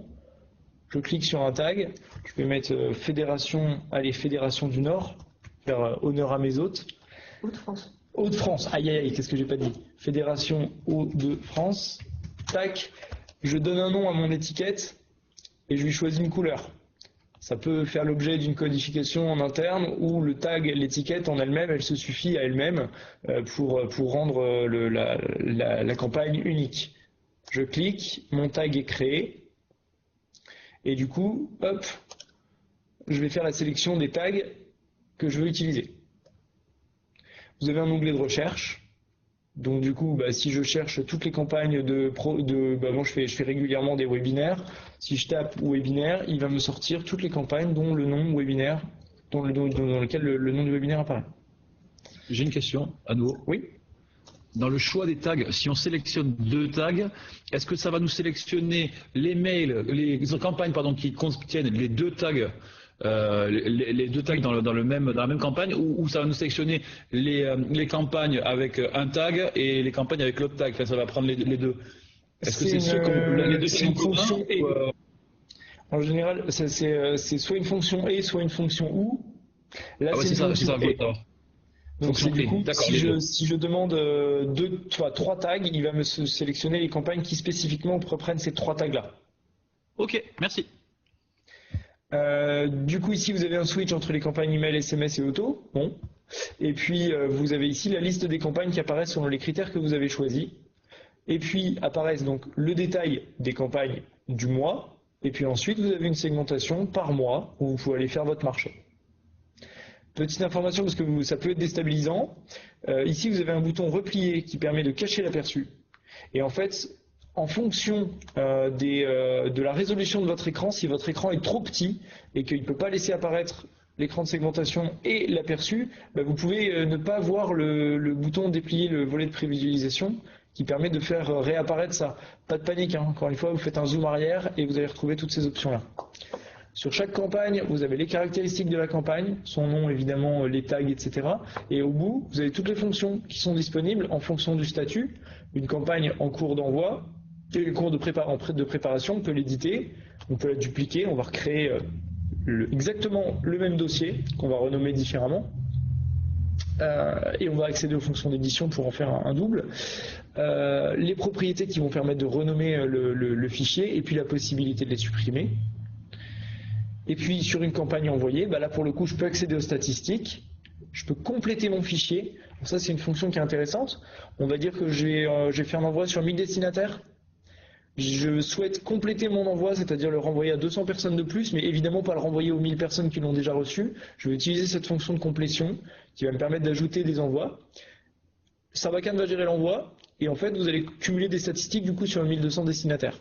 Au lieu de devoir dupliquer une campagne et renvoyer à 200, mais du coup avoir 2 dossiers séparés. Et puis, évidemment, pareil, on peut dupliquer cette campagne qui a été envoyée, ou en changer de nom, ou la supprimer. Voilà.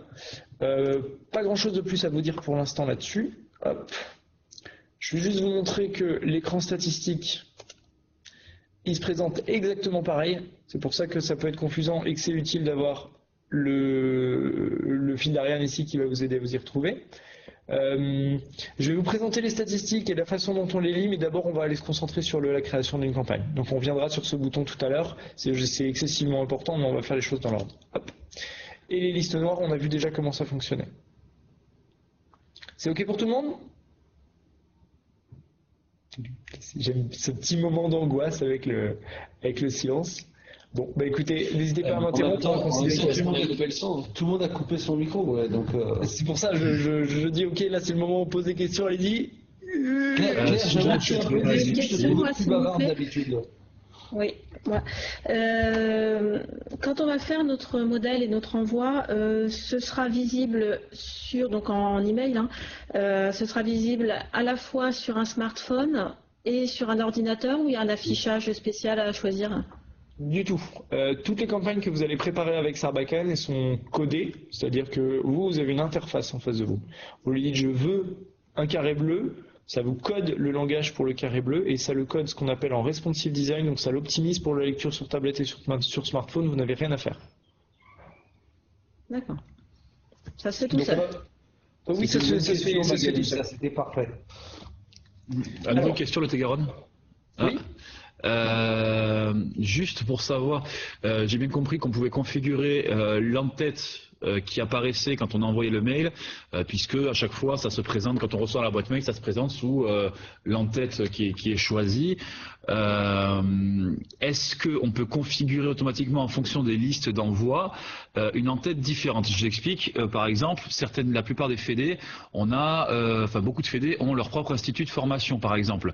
Est-ce qu'on peut faire un envoi en fonction de ce qu'on veut faire, une entête de temps en temps avec l'entête FFB, Lot-et-Garonne par exemple pour mon département, si on veut faire une campagne sur des réunions, sur des newsletters ou quoi que ce soit, et est-ce qu'on peut après, si on veut envoyer par exemple notre catalogue de formation vers notre institut de formation qui est une entité propre, est-ce qu'on peut avoir une entête différente qui apparaît et que ce soit identifié différemment? Par exemple, oui. Alors, il y a deux. Pour moi, j'identifie deux questions. Il y en a une à laquelle je vais répondre tout de suite en vous disant oui, bien sûr, c'est faisable à partir du moment où chaque dossier de campagne a son en-tête. Ah ben d'accord, tout simplement. Donc je peux très bien faire une communication pour moi, pour inviter mes copains à un barbecue ce week-end et créer une campagne avec mon adresse perso. Dans mon dossier qui va être ici, et puis dans le dossier d'à côté, c'est mon dossier pro, je vais faire une campagne au nom de Sarbacane, et donc ce sera pierre@sarbacane.com qui sera l'expéditeur. D'accord, c'est-à-dire que quand il reçoit ensuite dans la boîte mail, l'intitulé il y a l'adresse mail en elle-même, mais il y a souvent un intitulé du nom présentant la personne qui c'est qui l'envoie. Cet intitulé-là est réglable du coup, c'est ça, hein? Tout à fait. Alors du coup, c'est les deux questions précédentes, elles étaient directement liées à l'envoi, donc on va préparer une campagne. Je vais du coup utiliser l'outil de création. Je vais demander la création d'une campagne email. Vous avez 3 choix qui vous sont proposés. Créer une campagne standard, c'est ce qu'on va faire ici tout de suite. Vous avez le petit logo ici qui correspond au logo campagne qui était juste sous ma souris sur l'écran précédent. Alors, vous pourrez faire des splits AB. En un mot, un split AB, ça veut dire que vous avez 2 modèles et vous ne savez pas lequel des deux va être le plus performant. Et bien on va le tester. On va prendre une logique où on a 1000 destinataires. On va prendre 50 contacts aléatoires à qui on va envoyer le modèle A, 50 aléatoires à qui on va envoyer le modèle B. On va définir ce qu'on appelle la variable de performance, c'est-à-dire qu'on va dire est-ce qu'on attend le plus d'ouverture, est-ce qu'on attend le plus de clics. On va shooter sur ces 50 et 50. Et en fonction des résultats de ces 2 modèles A et B, on va envoyer aux 900 destinataires restants le modèle qui aura eu le plus de résultats. Et la campagne automatique, on ne va pas en parler tout de suite, mais on va pouvoir définir des scénarios automatiques. Par exemple, vous proposez à des gens une formation ou une participation à un colloque, ils s'inscrivent, et on va paramétrer une campagne automatique pour qu'ils reçoivent d'abord un premier mail qui leur dit merci pour votre inscription. Ensuite, un SMS par exemple qui va leur dire et au fait dans 2 jours on a un rendez-vous ensemble, et puis 2 jours après on va leur envoyer un questionnaire de satisfaction. C'est pas l'objet de cette découverte d'aujourd'hui, mais du coup savoir simplement que c'est possible. Oui. Je devrais prévoir un petit jingle pour ces interventions. Christophe me dit dans mon oreillette qu'on n'a pas de SMS. D'accord. Bon, je suis embêté parce que je suis là pour vous dire que c'est possible. Après, la confidentialité de votre contrat avec ma collègue, j'en sais rien du tout. Oui. Et c'est dommage. Non, je vous taquine, c'est simplement dire que voilà, c'est aussi propre à chaque entreprise et à chaque type de communication, et là-dessus il ne m'appartient pas d'avoir ce coup d'œil-là. Mais mon oreillette me dit que ce n'est pas définitif. Voilà. Ah, merci Oreillette. Pour ce que te dit ton oreillette, Christophe, parce qu'effectivement des campagnes SMS c'est bien. La question que je voulais poser, c'est justement est-ce qu'on peut faire des campagnes automatiques avec des règlements quand on appelle un règlement et que ça reparte aussi souvent qu'on n'a pas reçu de règlement? En fait, la campagne automatique, elle se définit sur un déclencheur. Le déclencheur, ça peut être une inscription. Donc on dit à Sarbacane, dès que tu vois une nouvelle inscription dans ce fichier-là, tu envoies un mail automatique. Donc ça c'est le scénario du mail de bienvenue. Ça peut être une date. Donc effectivement, si on a dans notre fichier Excel que, je vais utiliser un exemple idiot, que Madame X devait faire un paiement, a acheté son produit le 1er janvier, du coup on fait une colonne à J+15, et ben on va dire à Sarbacane, quand la date du jour arrive sur la colonne J+15, tu envoies un mail de relance. Maintenant, il faudra mettre à jour, à ce moment-là, vous pouvez faire des récurrences et puis rajouter une colonne à J+15 et une colonne à J+15 et une colonne à J+15 et puis à chaque fois configurer un envoi automatique. Il faudra juste prévoir à ce moment-là un moment où on dit stop parce qu'il va falloir que quand la personne a payé, on arrête de la relancer. Mais du coup, je vais simplement vous répondre en disant que c'est possible. On peut absolument tout faire avec la campagne auto, à partir du moment où on prend le principe du déclencheur. Là, je vous proposerai qu'on voit ça en cas particulier, parce qu'on va arriver sur des scénarios d'utilisation assez aboutis. C'est simple à mettre en place, il n'y a aucune compétence technique à avoir, mais j'ai peur qu'on déborde beaucoup si on s'aventure sur ce terrain-là aujourd'hui. De toute façon, comme je vous le disais tout à l'heure, on mettra en place des ateliers Sarbacane sur des thèmes très spécifiques. Hein. Voilà, parce que l'objectif quand même c'est de voir là une campagne générale et puis après avec votre tour on essaiera de planifier des choses beaucoup plus thématiques en fonction de vos souhaits. Ok, donc allons-y pour la campagne standard à ce moment-là. Hop, on vous propose de choisir un nom de campagne.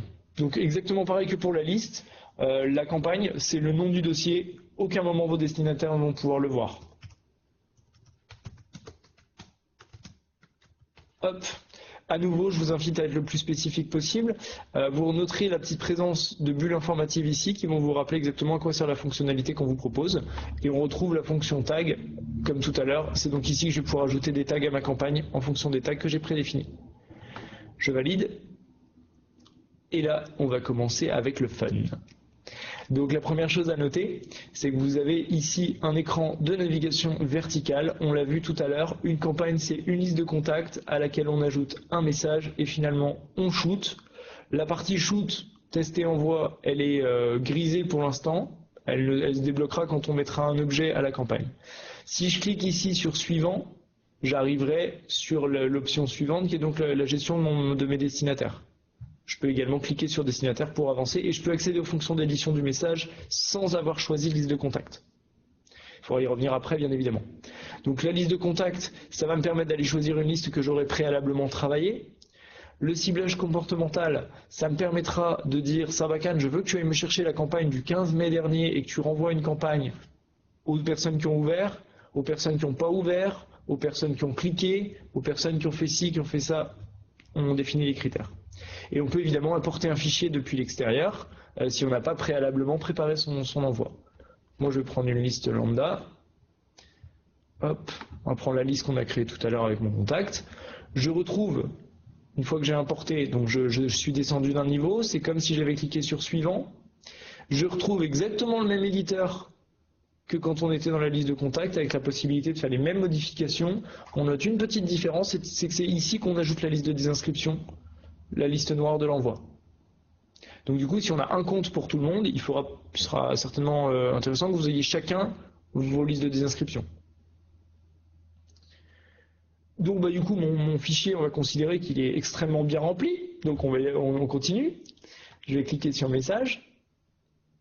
Hop, avec la souris, ça sera peut-être plus précis. Et là, sont proposées trois possibilités. Encore une fois, vous allez utiliser l'email builder. Donc, c'est celui qu'on va utiliser tout de suite. Je vais en parler dans un instant.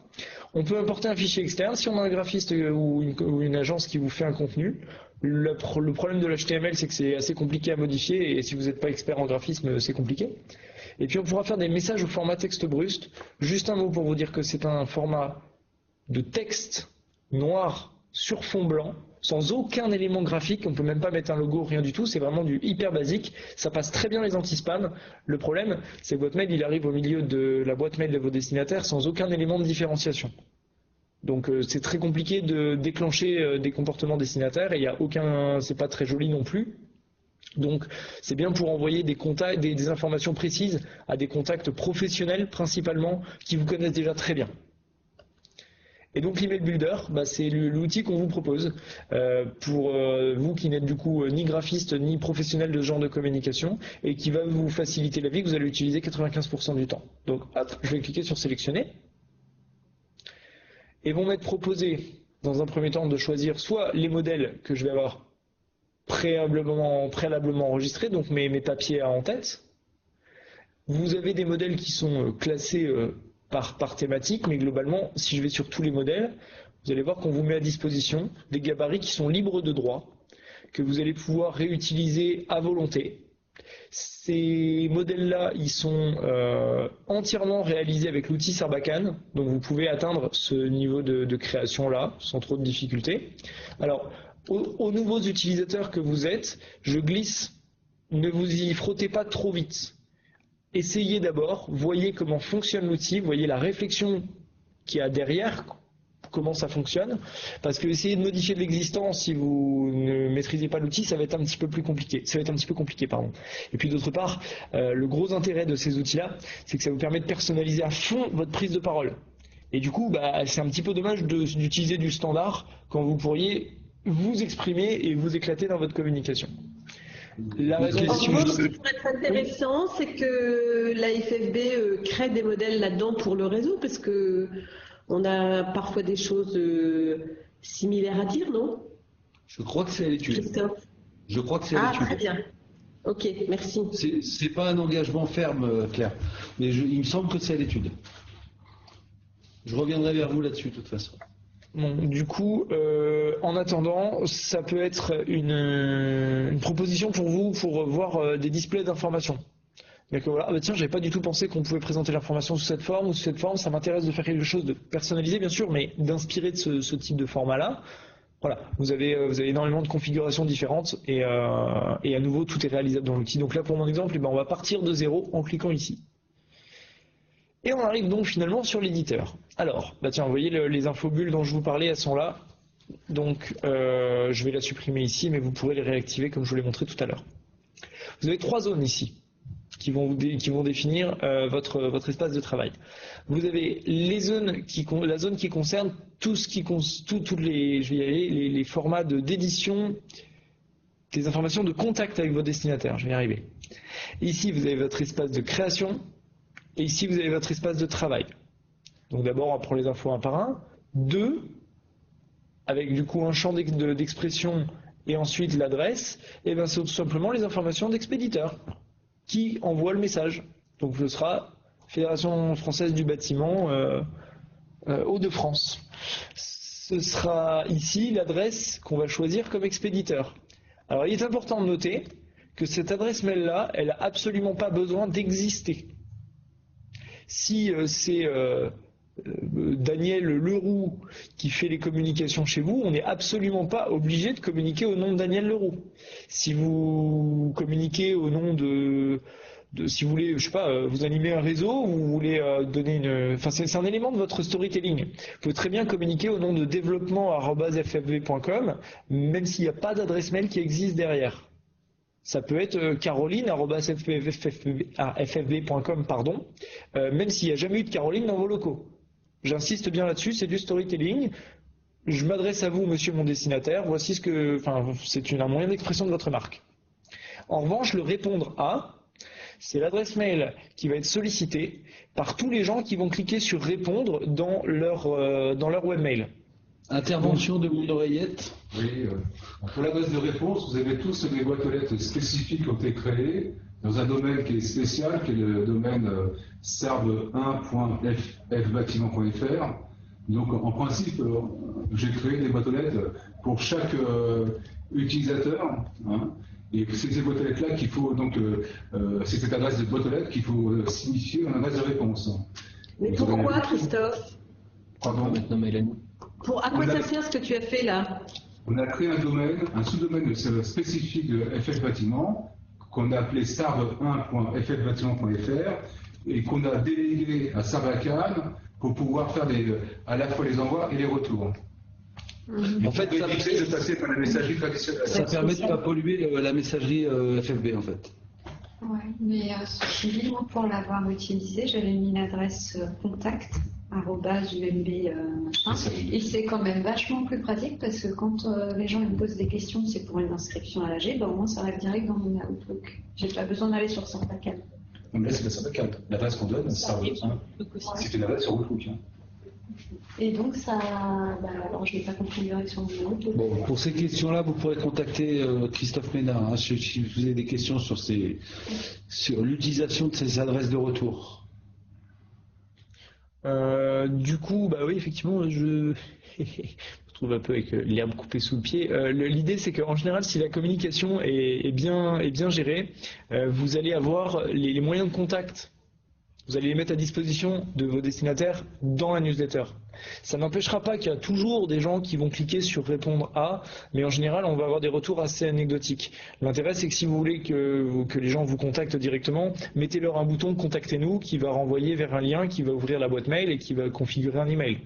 Ou vous leur mettez un bouton « Je demande à être rappelé » et puis vous demandez à Sarbacane de vous sortir la liste des personnes qui ont cliqué sur le bouton. Donc logiquement, l'adresse de retour, ça doit être relativement anecdotique, vous ne devez pas avoir de retour hyper important dessus. Mais néanmoins, c'est important de pouvoir les traiter parce qu'il y a toujours des gens qui vont vous dire « Ah, je veux plus recevoir votre mail ». Bon, c'est dommage, il y avait un lien de désinscription jusque-là, ça aurait été beaucoup plus rapide pour la personne de le faire. Mais vous, c'est important que vous puissiez traiter l'information. L'objet de la campagne... Excusez-moi, inversement, si c'est une invitation, est-ce que les gens peuvent cliquer et s'inscrire, qu'on reçoive directement un mail de participation Bien sûr. Alors, pour ça, on va plutôt utiliser la page, la fonctionnalité page et formulaire. Et en fait, le formulaire, il va être hébergé, c'est-à-dire que quand vous créez votre formulaire, il y a un bouton de publication. Quand vous cliquez sur publier, Sarbacane vous génère un URL. Ce lien, vous le mettez dans votre newsletter sous un bouton qui dit inscrivez-vous en cliquant ici. Les gens cliquent, ils arrivent sur votre formulaire, ils remplissent leurs coordonnées et tout retombe directement dans Sarbacane dans le formulaire. Du coup, ce sera infiniment plus pratique que de renvoyer des traitements, des demandes de contact que vous allez devoir traiter à la main. Et en plus de ça, vous allez prendre le risque qu'il y a des gens dont la boîte mail n'est pas bien configurée, ils vont cliquer sur votre bouton et puis leur boîte mail, ça va faire un message d'erreur, vous allez perdre des inscriptions en fait. J'enchaîne parce que je vois l'heure avancer et en fait ça fait partie des choses que je voudrais avoir le temps de vous présenter. C'est OK pour vous, Madame Heur ? Oui, c'est bon. Merci. Je suppose que la partie formulaire et questionnaire se suffit peut-être à elle-même pour programmer un Visiolab sur ce sujet-là. Oui et en même temps non, c'est-à-dire que c'est pas une fonctionnalité qui est extrêmement compliquée à prendre en main et si on arrive à tenir à peu près le délai, je peux vous la présenter en 5 minutes, ça n'a vraiment rien de sorcier. C'est mal parti de tenir le délai quand même. Challenge accepté, j'enchaîne. Au niveau de l'objet, ça va être le point de contact, le premier point de contact de votre destinataire avec votre message, donc il faut qu'on ait quelque chose de concis. Globalement, j'ai pas de restrictions à vous donner là-dessus, surtout si je dois aller vite, mais vous allez avoir de l'aide un peu partout dans le logiciel, puisque du coup, ici, vous avez un petit indicateur qui vous dit faites gaffe, c'est trop long, faites gaffe, c'est trop court. Voilà. On connaît tous ce que c'est que l'objet d'un mail, je ne m'étends pas dessus. La possibilité d'ajouter une pièce jointe, ça va être ajouté ici. Je vous déconseille assez formellement de le faire, ça risque de faire décoller le coût de votre envoi en crédit et aussi et surtout si on taxe plus fort les envois avec pièces jointes, c'est parce que l'envoi est plus lourd, que du coup ça abîme nos infras. Mais pourquoi ça abîme nos infras? Parce que ça fait que vous aurez une délivrabilité complètement pourrie, donc votre message il va vous coûter plus cher et il n'arrivera pas en boîte de réception. Donc plutôt que d'utiliser une pièce jointe, on va héberger le document et on va proposer aux gens de télécharger le document à partir d'un lien. Alors je vais passer en plein écran pour vous montrer le format d'édition. C'est hyper simple. On différencie les contenants, ici, des contenus. Donc d'abord, on va intégrer les éléments de la newsletter, on va constituer le squelette en faisant glisser ces éléments-là. Je clique, je maintiens mon clic, je déplace. On a des découpages qui se font en fait en vertical, c'est-à-dire que là par exemple ce serait idéal pour intégrer un bandeau ou pour intégrer un texte qui va courir toute la largeur. Ici je vais vouloir mettre, j'ai parlé du mot du président, donc on a ici tout à fait ce qu'il faut, j'ai la petite photo et je vais avoir le texte à côté, je clique, je maintiens mon clic, je le fais glisser. Oh zut, erreur, je voulais le mettre en bas, alors du coup je vais passer ma souris sur mon bloc, je vais aller dans les propriétés du bloc qui sont à droite. Je vais cliquer sur déplacer, je maintiens mon clic et je le fais glisser en dessous. On est sur ce niveau de complexité. Et du coup, je vais prendre un troisième bloc pour vous présenter deux, trois fonctions. Je le mets en dessous. Ok, j'ai le squelette de ma newsletter, nickel. Maintenant, on va la remplir. On me dit qu'on allait mettre un bandeau. Donc, je vais avoir besoin de transformer cette zone, qui est pour l'instant inerte, en zone d'image. Je vais aller chercher mon image.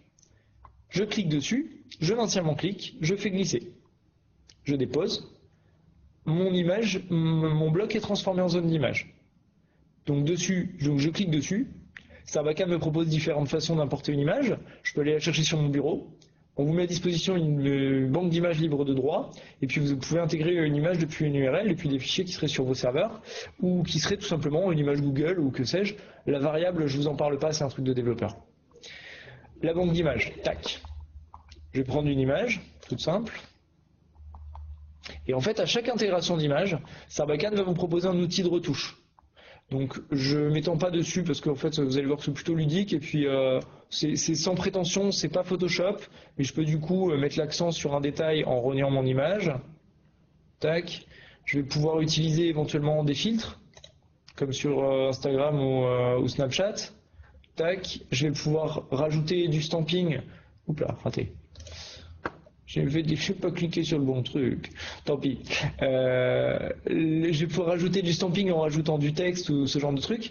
Et du coup, bah voilà, vous avez la main pour modifier vos images sans passer par un graphiste ou faire quelques petites modifs pour les rendre un petit peu plus correspondants au mode de communication que vous vouliez faire. Je me suis arrêté à refaire ces trucs-là parce que je voulais vous montrer qu'une fois que j'ai terminé, tac, je valide. Mon image, par défaut, elle est proposée en pleine largeur. Je peux évidemment en changer la taille. Je vais cliquer sur personnaliser et je vais jouer sur la taille de mon image pour la réduire. Si ça ne me va pas, je peux tout à fait casser la dynamique de ratio entre largeur et hauteur en cliquant sur le petit cadenas.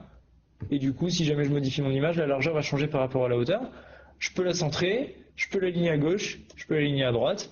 Et je peux claquer un lien derrière mon image qui va permettre que toutes les personnes qui cliquent sur mon image arrivent sur mon lien. Donc c'est idéal pour un bandeau. Ça me permet de renvoyer les personnes vers mon site. L'onglet légende, ça vous permet de noter vers dire aux gens vers quoi ils vont être dirigés quand ils vont cliquer sur l'image. J'ai fini, je clôt, mon image est intégrée et quand je passe ma souris, vous voyez, il y a Sarbacane qui apparaît en dessous. C'est aussi compliqué que ça.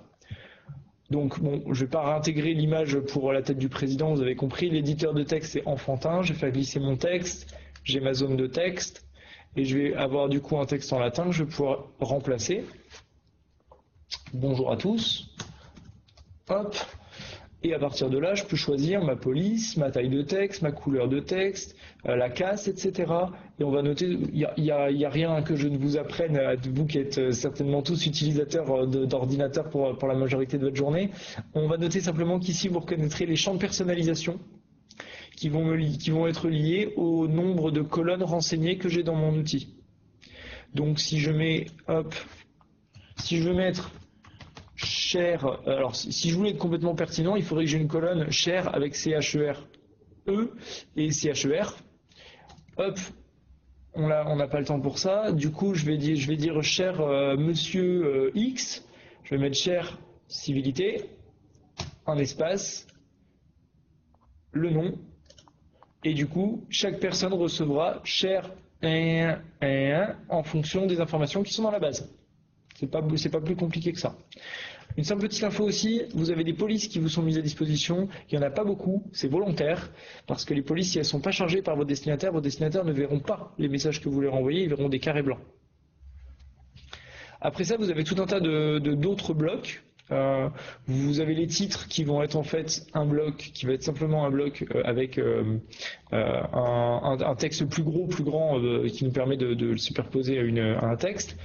On a des espaces qui nous permettent de synchroniser deux tailles en fait. Ça va intégrer une bande blanche qu'on peut rendre plus ou moins large.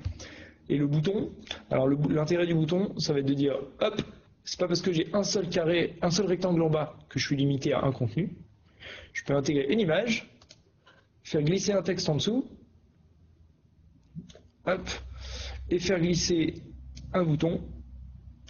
Et du coup, je présente mon article, enfin je présente mon article, ma photo, mon illustration, j'en mets le détail et j'ai un bouton Click Me que je vais personnaliser en disant inscrivez-vous.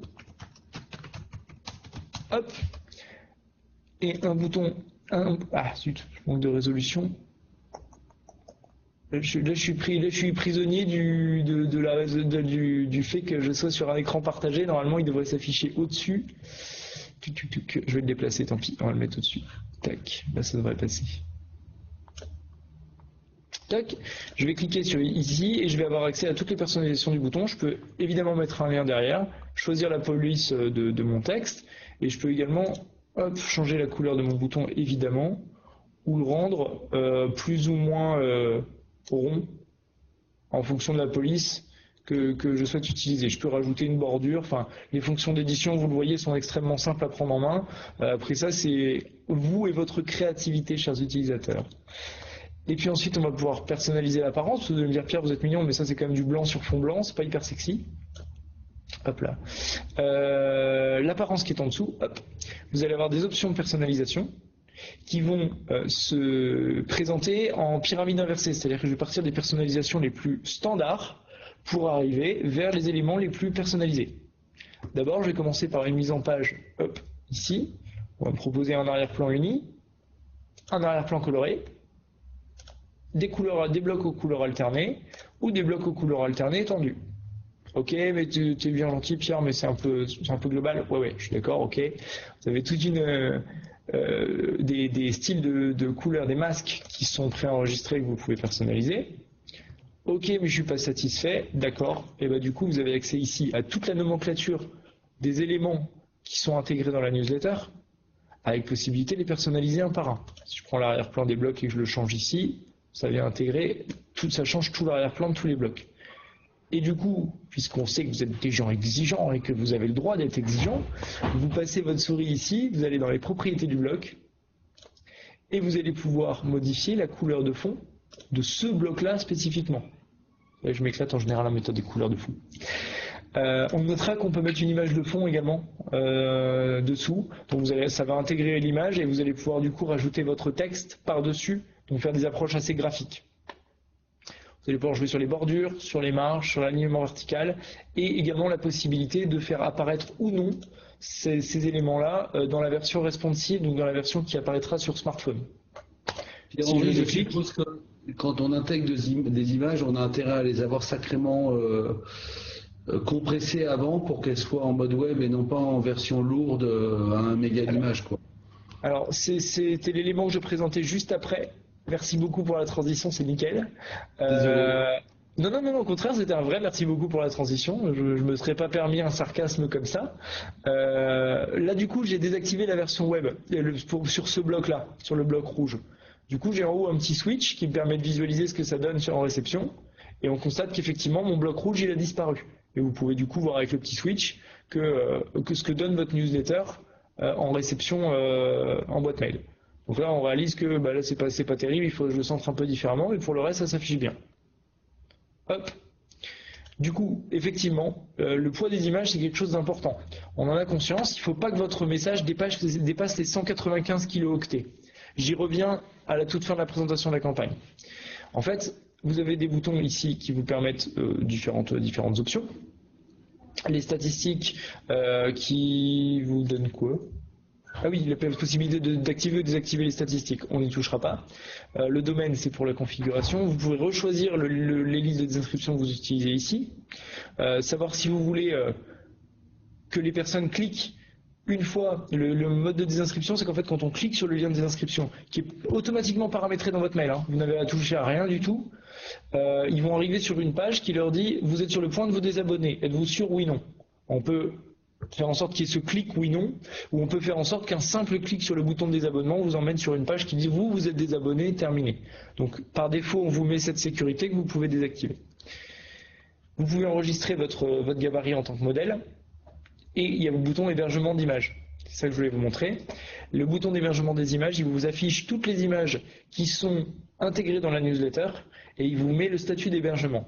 Par défaut, on héberge toutes vos images sur nos serveurs.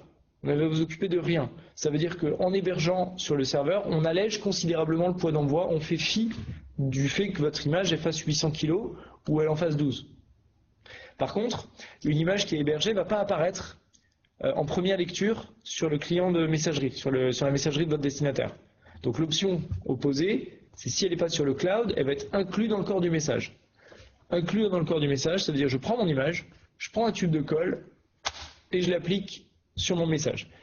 Du coup, effectivement, ça apparaîtra en première lecture, pas sur tous les clients de messagerie, d'ailleurs Outlook fait que ça ne marche pas sur tous les envois, c'est lié à Outlook, on n'y peut rien. Et du coup, ça va impacter par contre, comme je disais tout de suite, le poids d'envoi. Tac. Une fois que je suis super content de mon super lion avec son environnement vert, je vais pouvoir continuer à descendre dans la voie. C'est un tigre. Oui, merci. Il va falloir que je me recaféine, ça va pas du tout. Vous avez un bouton qui vous amène vers les liens présents dans la newsletter. Vous avez la liste des liens et vous avez leur statut. Vous pouvez les retester. Hop là, ici. Vous pouvez créer différentes catégories. Il y a des liens qui vont servir, par exemple, on peut imaginer des liens d'information et des liens commerciaux. Ça vous permettra de faire le tri dans vos statistiques. Quand vous demandez à Sarbacane, je veux savoir quels liens ont été cliqués et combien de fois. Ça vous permettra de faire le tri sur tout ça et d'être plus précis dans l'analyse que vous allez en faire. Ok, tous mes liens sont verts, pas de problème. Je vais dans la partie test et envoi, où là j'ai plusieurs infos. J'ai d'abord un récapitulatif, donc là je reviens sur le poids d'envoi du message. Le poids d'envoi optimal c'est 195 kilooctets. C'est beaucoup et c'est pas beaucoup. Si on dépasse les 195, on constate que la délivrabilité de vos messages chute drastiquement. Donc, pour attirer votre attention, le coût d'envoi par email va passer à 2 crédits, puis à 3, puis à 4, etc. C'est pas une logique commerciale. On n'a pas intérêt à ce que vous fassiez des envois trop lourds, c'est pas bon pour nos infras et c'est pas bon pour vos envois. Donc si vous constatez que le coût d'envoi est trop lourd, la première des choses c'est que vous passez sur l'hébergement des images et vous voyez si vous pouvez l'alléger. Si vous n'y arrivez toujours pas, vous nous passez un coup de fil, on gardera ça avec vous. Mais toujours avoir cette variable-là en vue. Aux personnes qui gèrent le réseau, je rappelle que c'est ici où vous verrez si le nom de domaine est correctement configuré pour l'envoi. Par contre, est-ce qu'on a... Enfin, moi, l'idée, c'était notamment pour envoyer notre newsletter. Donc, oui. Vous allez me dire qu'il faut l'héberger.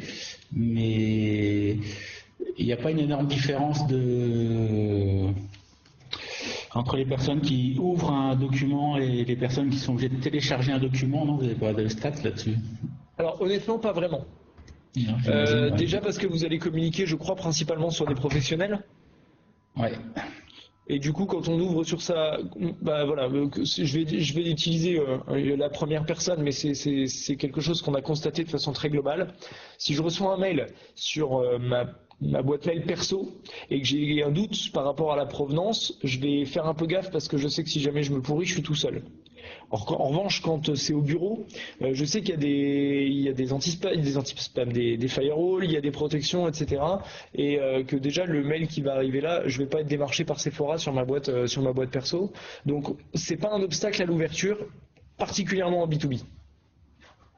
L'idée c'est qu'avec l'adresse d'expéditeur que vous allez avoir utilisée, avec le bandeau que vous utilisez, donc votre logo qui doit permettre à votre destinataire de vous reconnaître, si on rend ces informations-là suffisamment claires, logiquement il s'est inscrit pour recevoir vos informations, il sait que vous lui envoyez l'info pertinente, ça posera pas de problème de l'ouvrir. Par contre, si effectivement... On va l'ouvrir, mais d'aller le chercher. Enfin, pour moi, j'ai l'impression qu'il y avait une différence entre cliquer sur une pièce jointe et aller charger un document. Mais... alors, pardon, je n'ai pas bien suivi le lien avec la pièce jointe. Mais parce que moi, je pensais utiliser Sarbacane. Je pensais utiliser Sarbacane pour envoyer notre newsletter. Ouais. Mais j'ai bien compris que ça ne va pas être possible. Pourquoi donc ? Ah bah parce que non mais newsletter, c'est-à-dire un document joint, quoi. Je veux dire pas un document de mégas, quoi, si vous voulez. Et donc faudra le charger, quoi. Et pour moi, il y a sincèrement, je pensais que Sarbacane allait m'aider à envoyer cette newsletter que je ne peux plus envoyer sans envoyer 5 ou 6 mails parce qu'on est bloqué par Outlook à 110 adresses à chaque fois, et là c'est pas le cas, et je suis interrogatif, disons. Alors, il existe, je suis partagé entre la volonté de vous répondre et l'idée parce que j'ai des réponses pour ça, mais l'idée que on est sur un cas, parce que je ne sais pas s'il y a d'autres personnes concernées ou si ça rentre dans le cadre de cette formation. Enfin, je jette un petit coup d'œil à la nationale pour voir si, notamment, j'ai un œil sur le timing. Qu'est-ce qu'on fait? Est-ce qu'on prend un timing et on discute de ça après peut-être, ou je vous réponds maintenant? Après, là, on va exploser les délais. Soit cette question intéresse tout le monde et on pourra pourquoi pas réorganiser une petite vidéo, soit on posera la question et on diffusera la réponse à tout le monde dans le SharePoint. Mais pas de souci, c'est juste. C'est vrai que moi je pensais que Sarbacane allait m'aider là-dessus et ça va être moins le cas, mais... Vous pouvez tout à fait mettre un message en tant que pièce jointe. Vous pouvez. L'option est là, et si on l'a mise, c'est parce qu'on a des utilisateurs qui en ont besoin, donc voilà. Maintenant, mon job étant de vous emmener vers de la performance, je vous expliquais, du coup, je vous le déconseille. L'idée, c'est que le format pièce jointe en lui-même fait que l'anti-spam, parce qu'il y a une pièce jointe, quel que soit son poids, déjà, vous allez passer en vigilance. Ensuite, ça va alourdir le poids d'envoi, on l'a vu, c'est pas bon. Et troisième point, on n'a aucun moyen de savoir qui télécharge une pièce jointe. Il y a des outils. Alors j'arrive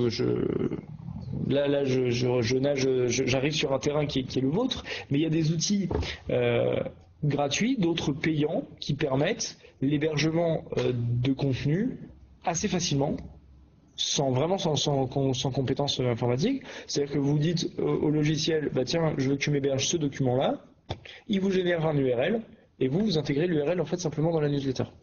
D'accord. Là, pour le coup, vous affranchissez les fois. Ça suppose qu'on ait une plateforme d'échange avec en externe avec nos élus, nos adhérents, et voilà. Et ça, c'est quelque chose qui va, je pense, assez rapidement vous être proposé. Ok. Je pense que il faut savoir qu'il y a des travaux en cours, parce que vous n'êtes pas le premier à me poser ces questions-là. Il y a des travaux en cours au niveau de Sarbacane pour mettre à disposition des infras là-dessus. Maintenant, il faut bien comprendre qu'à la base, à la base, c'est pas notre métier, et que du coup, il y a des problématiques autour de la protection des données, de l'infrastructure de serveurs, de l'accessibilité, de tout ça. C'est assez complexe, mais c'est notre volonté de pouvoir vous alléger de tout ça. Vous pouvez voir ça du coup effectivement en interne avec votre infra pour qu'ils vous mettent à disposition des serveurs. Ça, je sais pas quelle est la complexité de mise en place, mais beaucoup de gens font ça. Sinon, il y a aussi possibilité, je sais que les outils Google, quand vous avez un compte Google, il y a possibilité d'héberger des documents. C'est pas idéal dans votre cas parce que la confidentialité des données fait que. Non, mais il y a des outils, je vous dis, des outils gratuits, il y a des outils payants.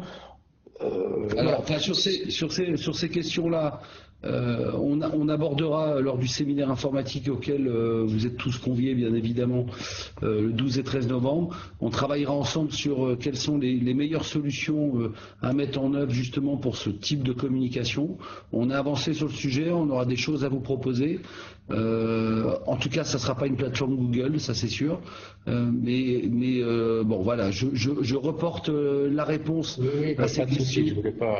Mais on l'a. Avec ça, mais ça marche. Mais par contre, on la repousse pas la question. Enfin, oui, on y est parfait. Merci. Ok. Alors du coup, on a quasiment terminé pour cet envoi de campagne. Vous avez un test anti-spam qui vous est proposé. En gros, si je lance le test, Sarbacane va passer un scan sur mon document en rapport avec les bonnes pratiques de l'emailing. C'est-à-dire que, bon, c'est pas une des options pour lesquelles je suis le plus convaincu, je vais vous expliquer pourquoi. Parce qu'on va vous attribuer une note qui va de 0 à 5. L'objectif, c'est que votre note soit la plus proche possible de 0. Et vous avez un bouton détail qui va vous expliquer pourquoi et dans quelle mesure des points ont été attribués. Par exemple, si les ratios texte-image sont pas bons, ça vous met 0,6 points. Si je sais pas, il y a des liens en clair, par exemple, c'est pas bon, ça va vous rejeter 1,5 points. L'idée, c'est que c'est pas parce que votre message est à 0 qu'on peut vous garantir que l'envoi va bien se passer, tout simplement parce qu'il y a énormément d'autres facteurs. Par contre, on sait qu'un envoi à 5 va mal se passer. Donc c'est un indicateur, il faut que quand vous le fassiez, vous soyez le plus proche possible de 0, pardon. Voilà, c'est un petit plus. Après ça, 3 dernières choses. La version texte du message. En fait, chaque fois que vous codez un message, Sarbacane vous glisse en fait une copie texte l'équivalent de ce que vous envoyez, mais épuré de toute version graphique. Ça ressemble à ça. Là, sur le gabarit que j'ai fait avec le tigre, et du coup, c'est ça. On avait tapé bonjour à tous avec des chants civilisés, puis il y avait du texte en latin. Et on va glisser cette copie carbone dans l'envoi. L'idée originale, c'était parce qu'il y avait des gens qui utilisaient des BlackBerry qui ne lisaient pas l'HTML. Aujourd'hui, un bon 98% des devices aujourd'hui lisent l'HTML, donc c'est du plus, mais ça ne vous demande absolument aucun travail supplémentaire. Si je clique sur la personnalisation des liens ici, je vais revenir sur le bouton lien sur lequel on était tout à l'heure. Et vous avez la possibilité de vous envoyer un test. C'est même très chaudement recommandé avant l'envoi de toute campagne. On choisit les adresses sur lesquelles on veut envoyer le test. C'est-à-dire que en général, vous allez en avoir une d'abord. Puis vous allez pouvoir rajouter des adresses en cliquant ici. Je clique sur le plus, ça les ajoute à ma liste. Je sélectionne X adresses à qui je vais envoyer mon test. Je clique sur OK et ça envoie un test. Test, c'est conditions d'envoi réelles. Donc vous allez recevoir dans votre boîte mail et vous allez voir comment ça s'affiche. Et puis vous avez la possibilité de finaliser la campagne, où là pour le coup vous pourrez choisir un envoi immédiat ou un envoi en différé. Si je choisis en différé, je veux que ça parte vendredi prochain, hop, à 17h14, en fonction du timing. Et quand je programme, la campagne arrive sur nos serveurs, elle va être modérée par nos équipes. Et puis à l'instant où l'heure arrivée arrive, tout simplement, je commence à avoir du mal à m'exprimer, à ce moment-là, votre campagne va partir. Voilà, alors, j'aurai encore de quoi vous parler jusqu'à 19h. L'objectif était de voir la création d'une campagne et le contexte d'utilisation globale du logiciel. Est-ce que je vous propose qu'on passe d'abord en premier temps sur des questions générales. Si après ça, certains veulent rester avec nous en conférence, moi je suis disponible. Je veux simplement pouvoir libérer ceux qui le souhaitent. Ce que je propose, effectivement, une petite partie questions-réponses où chacun va pouvoir s'exprimer. Ensuite, encore une fois, moi je vous rappelle, je vous envoie un lien et surtout, n'hésitez pas à nous dire quels sont les points sur lesquels vous voulez qu'on monte un prochain atelier et on construira l'atelier en fonction de ça. Je préfère qu'on finalise ça et on vous proposera très très rapidement un autre atelier avec les points sur lesquels vous voulez un approfondissement. Sinon, on va jamais s'arrêter, effectivement, on s'arrête jusqu'à 19h, donc c'était pas le but non plus. J'ai une recommandation. Pardon, excusez-moi. J'ai une recommandation pour un éventuel point complémentaire. Ce serait sur la lecture des statistiques. C'est ma frustration pour aujourd'hui, c'est de pas avoir eu le temps de vous en parler. Quelles variables vous sont proposées, qu'est-ce que vous allez trouver dans les modules de stats, comment on navigue dedans et puis qu'est-ce qu'on peut en faire derrière. Voilà, s'il y a des volontaires pour en parler après, pas de problème, mais je pense que ce sera un sujet important à creuser avec vous. On le programmera rapidement, pas de souci. Christophe, tu nous confirmes que la fonction formulaire, ce sera la fonction idéale si par exemple on veut faire une invitation à une réunion par exemple. C'est une solution.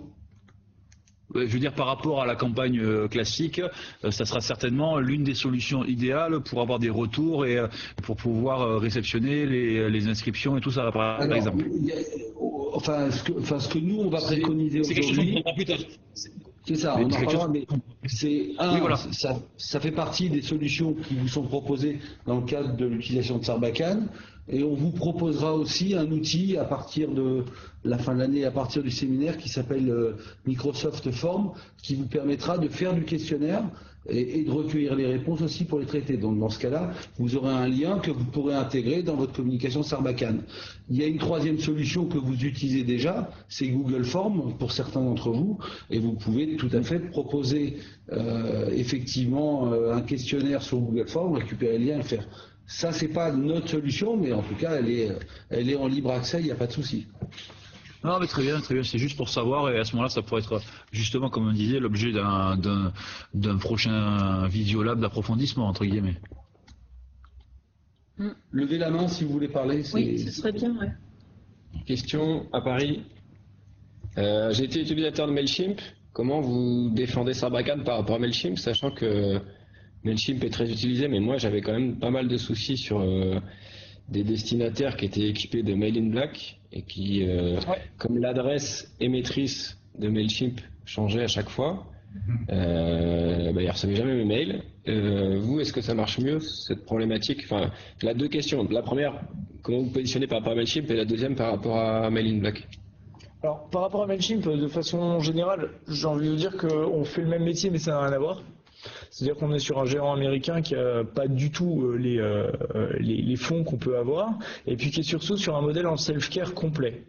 C'est-à-dire qu'il n'y a absolument pas d'accompagnement chez Mailchimp, et nous c'est notre force, c'est qu'au-delà du fait qu'on aime bien avoir des relations sympas avec nos clients, on a surtout intégré que vos résultats c'était nos taux de fidélisation. Donc voilà, Mailchimp est une très bonne solution. Il n'y a pas de sujet là-dessus, et les budgets qu'ils ont font qu'ils ont des fonctionnalités qui sont tout à fait intéressantes. Ils ont un créateur d'email qui marche très bien aussi. Voilà, donc loin de moi l'idée de taper sur les collègues, c'est pas la même approche en termes de business model. Maintenant, par rapport à votre démo, j'ai trouvé que voilà, ça va être aussi simple et aussi ergonomique, mais c'est pas la problématique principale. La problématique principale, c'est est-ce que les destinataires reçoivent bien les mails? C'est ça. Alors, sur la logique de tout ce qui est Mail in Black, AltoSpam, etc., il faut bien comprendre que ces solutions-là sont mises en place par des sociétés avec la volonté de ne plus recevoir de mails qui viennent d'environnements mutualisés. Donc, on est précisément, que ce soit Mailchimp, Mailjet ou tous les acteurs de l'emailing ou Sarbacane, on met à disposition des serveurs mutualisés, et du coup, voilà. La logique pour ceux qui sont autour de nous, AltoSpam, Mail in Black, etc. envoie un message que vous devez confirmer pour permettre l'accès, pour permettre que le message passe. Nous, on est en train de bosser sur une solution qui est, je ne sais plus si c'est Mail in Black ou AltoSpam, et on est sur une release qui serait dans les semaines qui viennent, qui permettra de récupérer tous les CAPTCHA et de les traiter. Après ça, du coup, CAPTCHA, c'est-à-dire c'est le message automatique qu'on doit remplir quand on l'envoie d'une boîte classique. C'est ça. Il y a le message et il y a le CAPTCHA qui est le code, l'espèce de truc qui permet d'identifier que vous n'êtes pas un robot. Cliquer les images ou répéter un robot. Ouais. Maintenant, l'autre, je vais jouer du coup sur nos avantages, c'est-à-dire que j'ai plein de cas particuliers comme ça, si vous allez identifier qu'il y a X de vos contacts qui tombent dans ce cas de figure. Si jamais ça concerne 3 destinataires, on va évidemment pas mettre les mêmes moyens que si c'est la moitié de votre base de données. Et si c'est la moitié de votre base de données, on va regarder individuellement chaque cas, parce que du coup, il pourrait être effectivement intéressant de vous placer sur une IP dédiée, de contacter les destinataires en question qui ont fait bloquer massivement ces envois-là, et de leur demander de whitelister l'IP en question. Donc, je ne peux pas vous garantir qu'il y aura des solutions parce que ça dépendra de votre base de données et du nombre de cas qui sont concernés par ce genre de sollicitations. Si on est sur des partenaires ou si on est sur des prospects, si c'est des prospects, ça va être un petit peu compliqué parce que concrètement, ils sont équipés de ça pour pas recevoir. Non, c'est des adhérents. Là. Si c'est des adhérents, on aura accès à ce moment-là à leur DSI et on pourra leur expliquer que là, ils se sont inscrits à des informations qu'ils ne peuvent pas recevoir. On pourra contourner ça. D'accord, mais ils seront obligés de whitelister notre Sarbacane à nous ou Sarbacane globalement? Non, ce sera votre Sarbacane à vous. Parce que si je leur transmets la liste des 250 ou 275 IP qu'on utilise, ils vont gentiment nous expliquer que ça n'est pas envisageable. Mais par contre, vous, il est tout à fait possible de vous sortir de l'environnement dédié, de vous mettre sur de l'environnement mutu, de vous mettre sur une IP dédiée et de leur demander de whitelister cette IP-là uniquement. Et sur les statistiques, est-ce qu'on lit clairement le nombre d'utilisateurs qui ont des anti-spam type Mail in Black, AltoSpam? Non. Ce genre de retour, en fait, ça correspond à une réponse serveur. Donc la plupart du temps, c'est isolé en NPAI. Et quand vous voyez un nom de domaine, par exemple @ffb.com, qui se retrouve, dont sur un envoi, on retrouve 30 NPAI d'un coup, on peut être sur ce genre de logique. Donc c'est juste un petit peu de vigilance parce que... Pardon ? Je ne vous ai pas compris, excusez-moi. On peut le deviner dans NPAI, mais c'est pas si explicite que ça. En fait, vous allez pouvoir lever un sourcil en disant tiens, il y a un truc qui se passe pas mal, et vous me passez un coup de fil, et moi je vais pouvoir être en capacité de vous dire c'est un rejet serveur pour telle raison, c'est potentiellement un AltoSpam, et de vous trouver des solutions. Parce qu'en fait, on part du principe que vous, si vous faites de l'emailing, le traiter les rejets, c'est une chose, mais il faut qu'on vous aide à vous concentrer sur les objectifs de communication qui sont les vôtres. Ici, il y a des obstacles, c'est à nous de bosser avec vous. Je vais t'arrêter sur ces questions plus techniques, en fait, qui concernent pas tout le monde. Je vous propose de vous mettre en relation, en tout cas sur la discussion technique comme ça, je pense que tout le monde n'est pas à même de traiter ça et n'ont pas le même retour d'expérience. Est-ce qu'il reste des questions déjà sur l'utilisation et sur ce qu'on a vu dans la campagne, ce que nous a présenté Pierre-Henri? Est-ce qu'on peut intégrer des modèles de documents qu'on a déjà fait? Oui, si je suis bien, ça va être reprendre un modèle d'une campagne qui aurait déjà été envoyée. Ouais, enfin non, on a standardisé nos envois, donc après on a des modèles de documents où il faut tout recréer avec l'outil. C'est-à-dire qu'on a un modèle avec différents champs, des images, des champs et des choses comme ça. Est-ce qu'il faut tout recréer dans l'outil ou pas? Alors, il y aura un premier travail qui sera nécessaire de faire pour, au début, le réintégrer une fois. Ouais, une fois qu'on l'a intégré dans l'outil, oui, effectivement, non, il n'y aura plus besoin de le réintégrer à chaque fois. On va réutiliser le gabarit qu'on aura enregistré en tant que modèle et on ira chercher le modèle à chaque fois. Mais oui, il y a une mise aux normes, mise au format qui est nécessaire au départ. D'accord, ok. Après, j'ai 2-3 questions, je vais les faire en série. Sur le volet multi-utilisateur, c'était pas très clair au départ. Ouais. On a un compte, ça j'ai compris.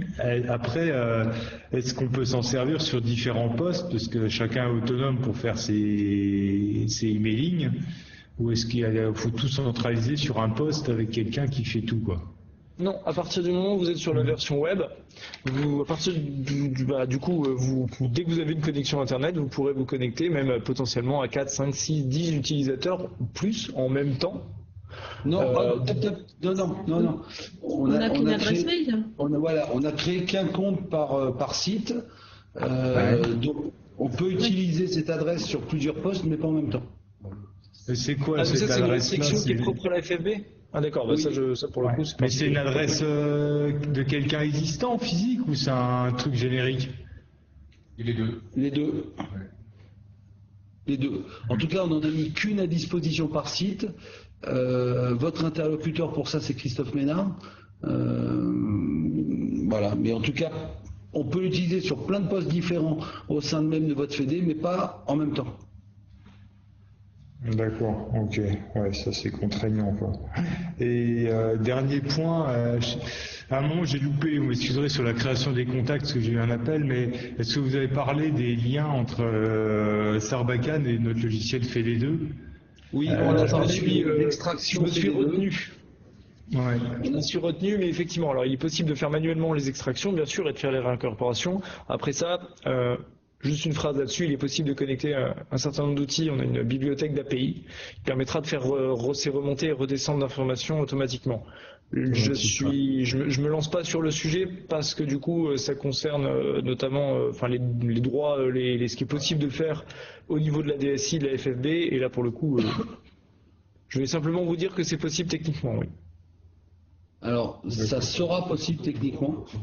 Aujourd'hui, avec le format de notre base de données, qui est un format plutôt propriétaire, ça me paraît difficile d'avoir des connecteurs, mais on est en train de migrer tout ça vers du SQL.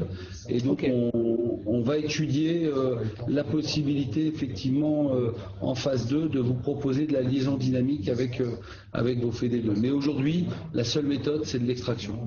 Et puis j'ai eu un point technique avec on a eu le directeur technique qui nous a fait le point sur les releases à venir, et les bases SQL seront disponibles, les connexions, les automatisations via base SQL seront disponibles d'ici très très peu de temps. Donc on va se matcher à ce niveau-là. D'accord, bon merci pour moi, c'est bon. Moi je voudrais savoir si on est limité sur le nombre d'envois. Du tout. Il n'y a pas de cadencement à prévoir. La seule limite, c'est qu'en fait, du coup, on a ici les crédits. Un mail envoyé correspond à un crédit. Donc la seule limite, c'est le stock de crédit que vous avez. Et on a quoi comme stock de crédit alors? Christophe, le stock de crédit actuellement? Il est 1 300 000 et quelques mille, je crois. 1 300 000 pour l'instant. D'accord, il n'y a pas de limite mensuelle par fédé ou quelque chose comme ça. C'est global, on ne l'a pas fait encore. D'accord. Alors, sachez qu'on est vraiment au début. Cette mise à disposition d'outils, elle est relativement récente. Donc voilà, on est en train de démarrer cette opération, on est en train de vous former, de vous apporter de l'assistance effectivement avec le Sarbacane. On n'a pas encore le recul complètement nécessaire pour définir quelles sont les règles qu'on va mettre en place sur le nombre d'envois par fédé, les mises à disposition. Pour l'instant, on y va, on va dire que c'est open bar pour l'instant, et puis après on analysera tout ce qui sera fait pour essayer de fluidifier tout ça et vous donner un maximum de liberté dans le respect des contraintes qu'on a avec l'éditeur et par rapport au côté financier aussi. Mais pour l'instant, c'est open bar. Okay. Il y aura 2 phases. La première phase où en fait sur vos premiers envois, on va identifier qu'il y a notamment des NPAI, ce genre de choses, donc qui vont épurer un peu les bases. Et puis il y a une deuxième phase où quand vous allez maîtriser le plein potentiel de l'outil, vous allez devoir réfléchir à des plans de communication pour pouvoir être efficace. Et donc du coup, si on sait qu'on va solliciter telle base tant de fois dans l'année avec telle régularité, etc., et on va être en capacité, vu qu'un envoi égale un crédit, on va être en capacité de sortir par région le nombre de crédits qui vont être provisionnés. Et puis après ça, comme je l'expliquais à Aurélie tout à l'heure, on a une petite boîte, donc on a cette flexibilité qui fait que on n'est pas dans des gros contrats où si vous avez consommé plus que ce qui est prévu, tant pis pour vous. C'est pas du tout comme ça que ça se passe. Donc voilà, on adaptera au fur et à mesure qu'on va vous découvrir, nous aussi de notre côté. Alors, je vais être obligé d'être brutal là. On va être obligé d'arrêter cette conférence. Enfin, en tout cas, nous, on va l'arrêter puisque la salle est utilisée pour une autre visio. Donc l'enregistrement va s'arrêter aussi de cette réunion. Comme vous êtes tous dans une salle virtuelle, normalement si je raccroche, ceux qui se sont connectés à la salle virtuelle pourront continuer de discuter avec Pierre-Henri. Donc juste pour rappel, je récupérerai le replay de ce Visiolab et je le mettrai à dispo dans le SharePoint informatique, dont je vous enverrai le lien rapidement, et je vous enverrai aussi assez rapidement un lien pour évaluer ce Visiolab et surtout recueillir vos commentaires sur des contenus pour les Visiolab futurs. D'accord ? Pierre-Henri, si tu es disponible demain, on peut s'appeler pour faire un petit point et un petit feedback sur tout ça. Avec plaisir. Ok, écoutez, on dit au revoir à tout le monde et merci beaucoup en tout cas d'avoir été sur ce premier Visiolab de Sarbacane. Il y en aura un deuxième la semaine prochaine. Si des collaborateurs ont raté celui-là, vous aurez le droit de redoubler. Merci. D'accord. Merci à tous. Au revoir.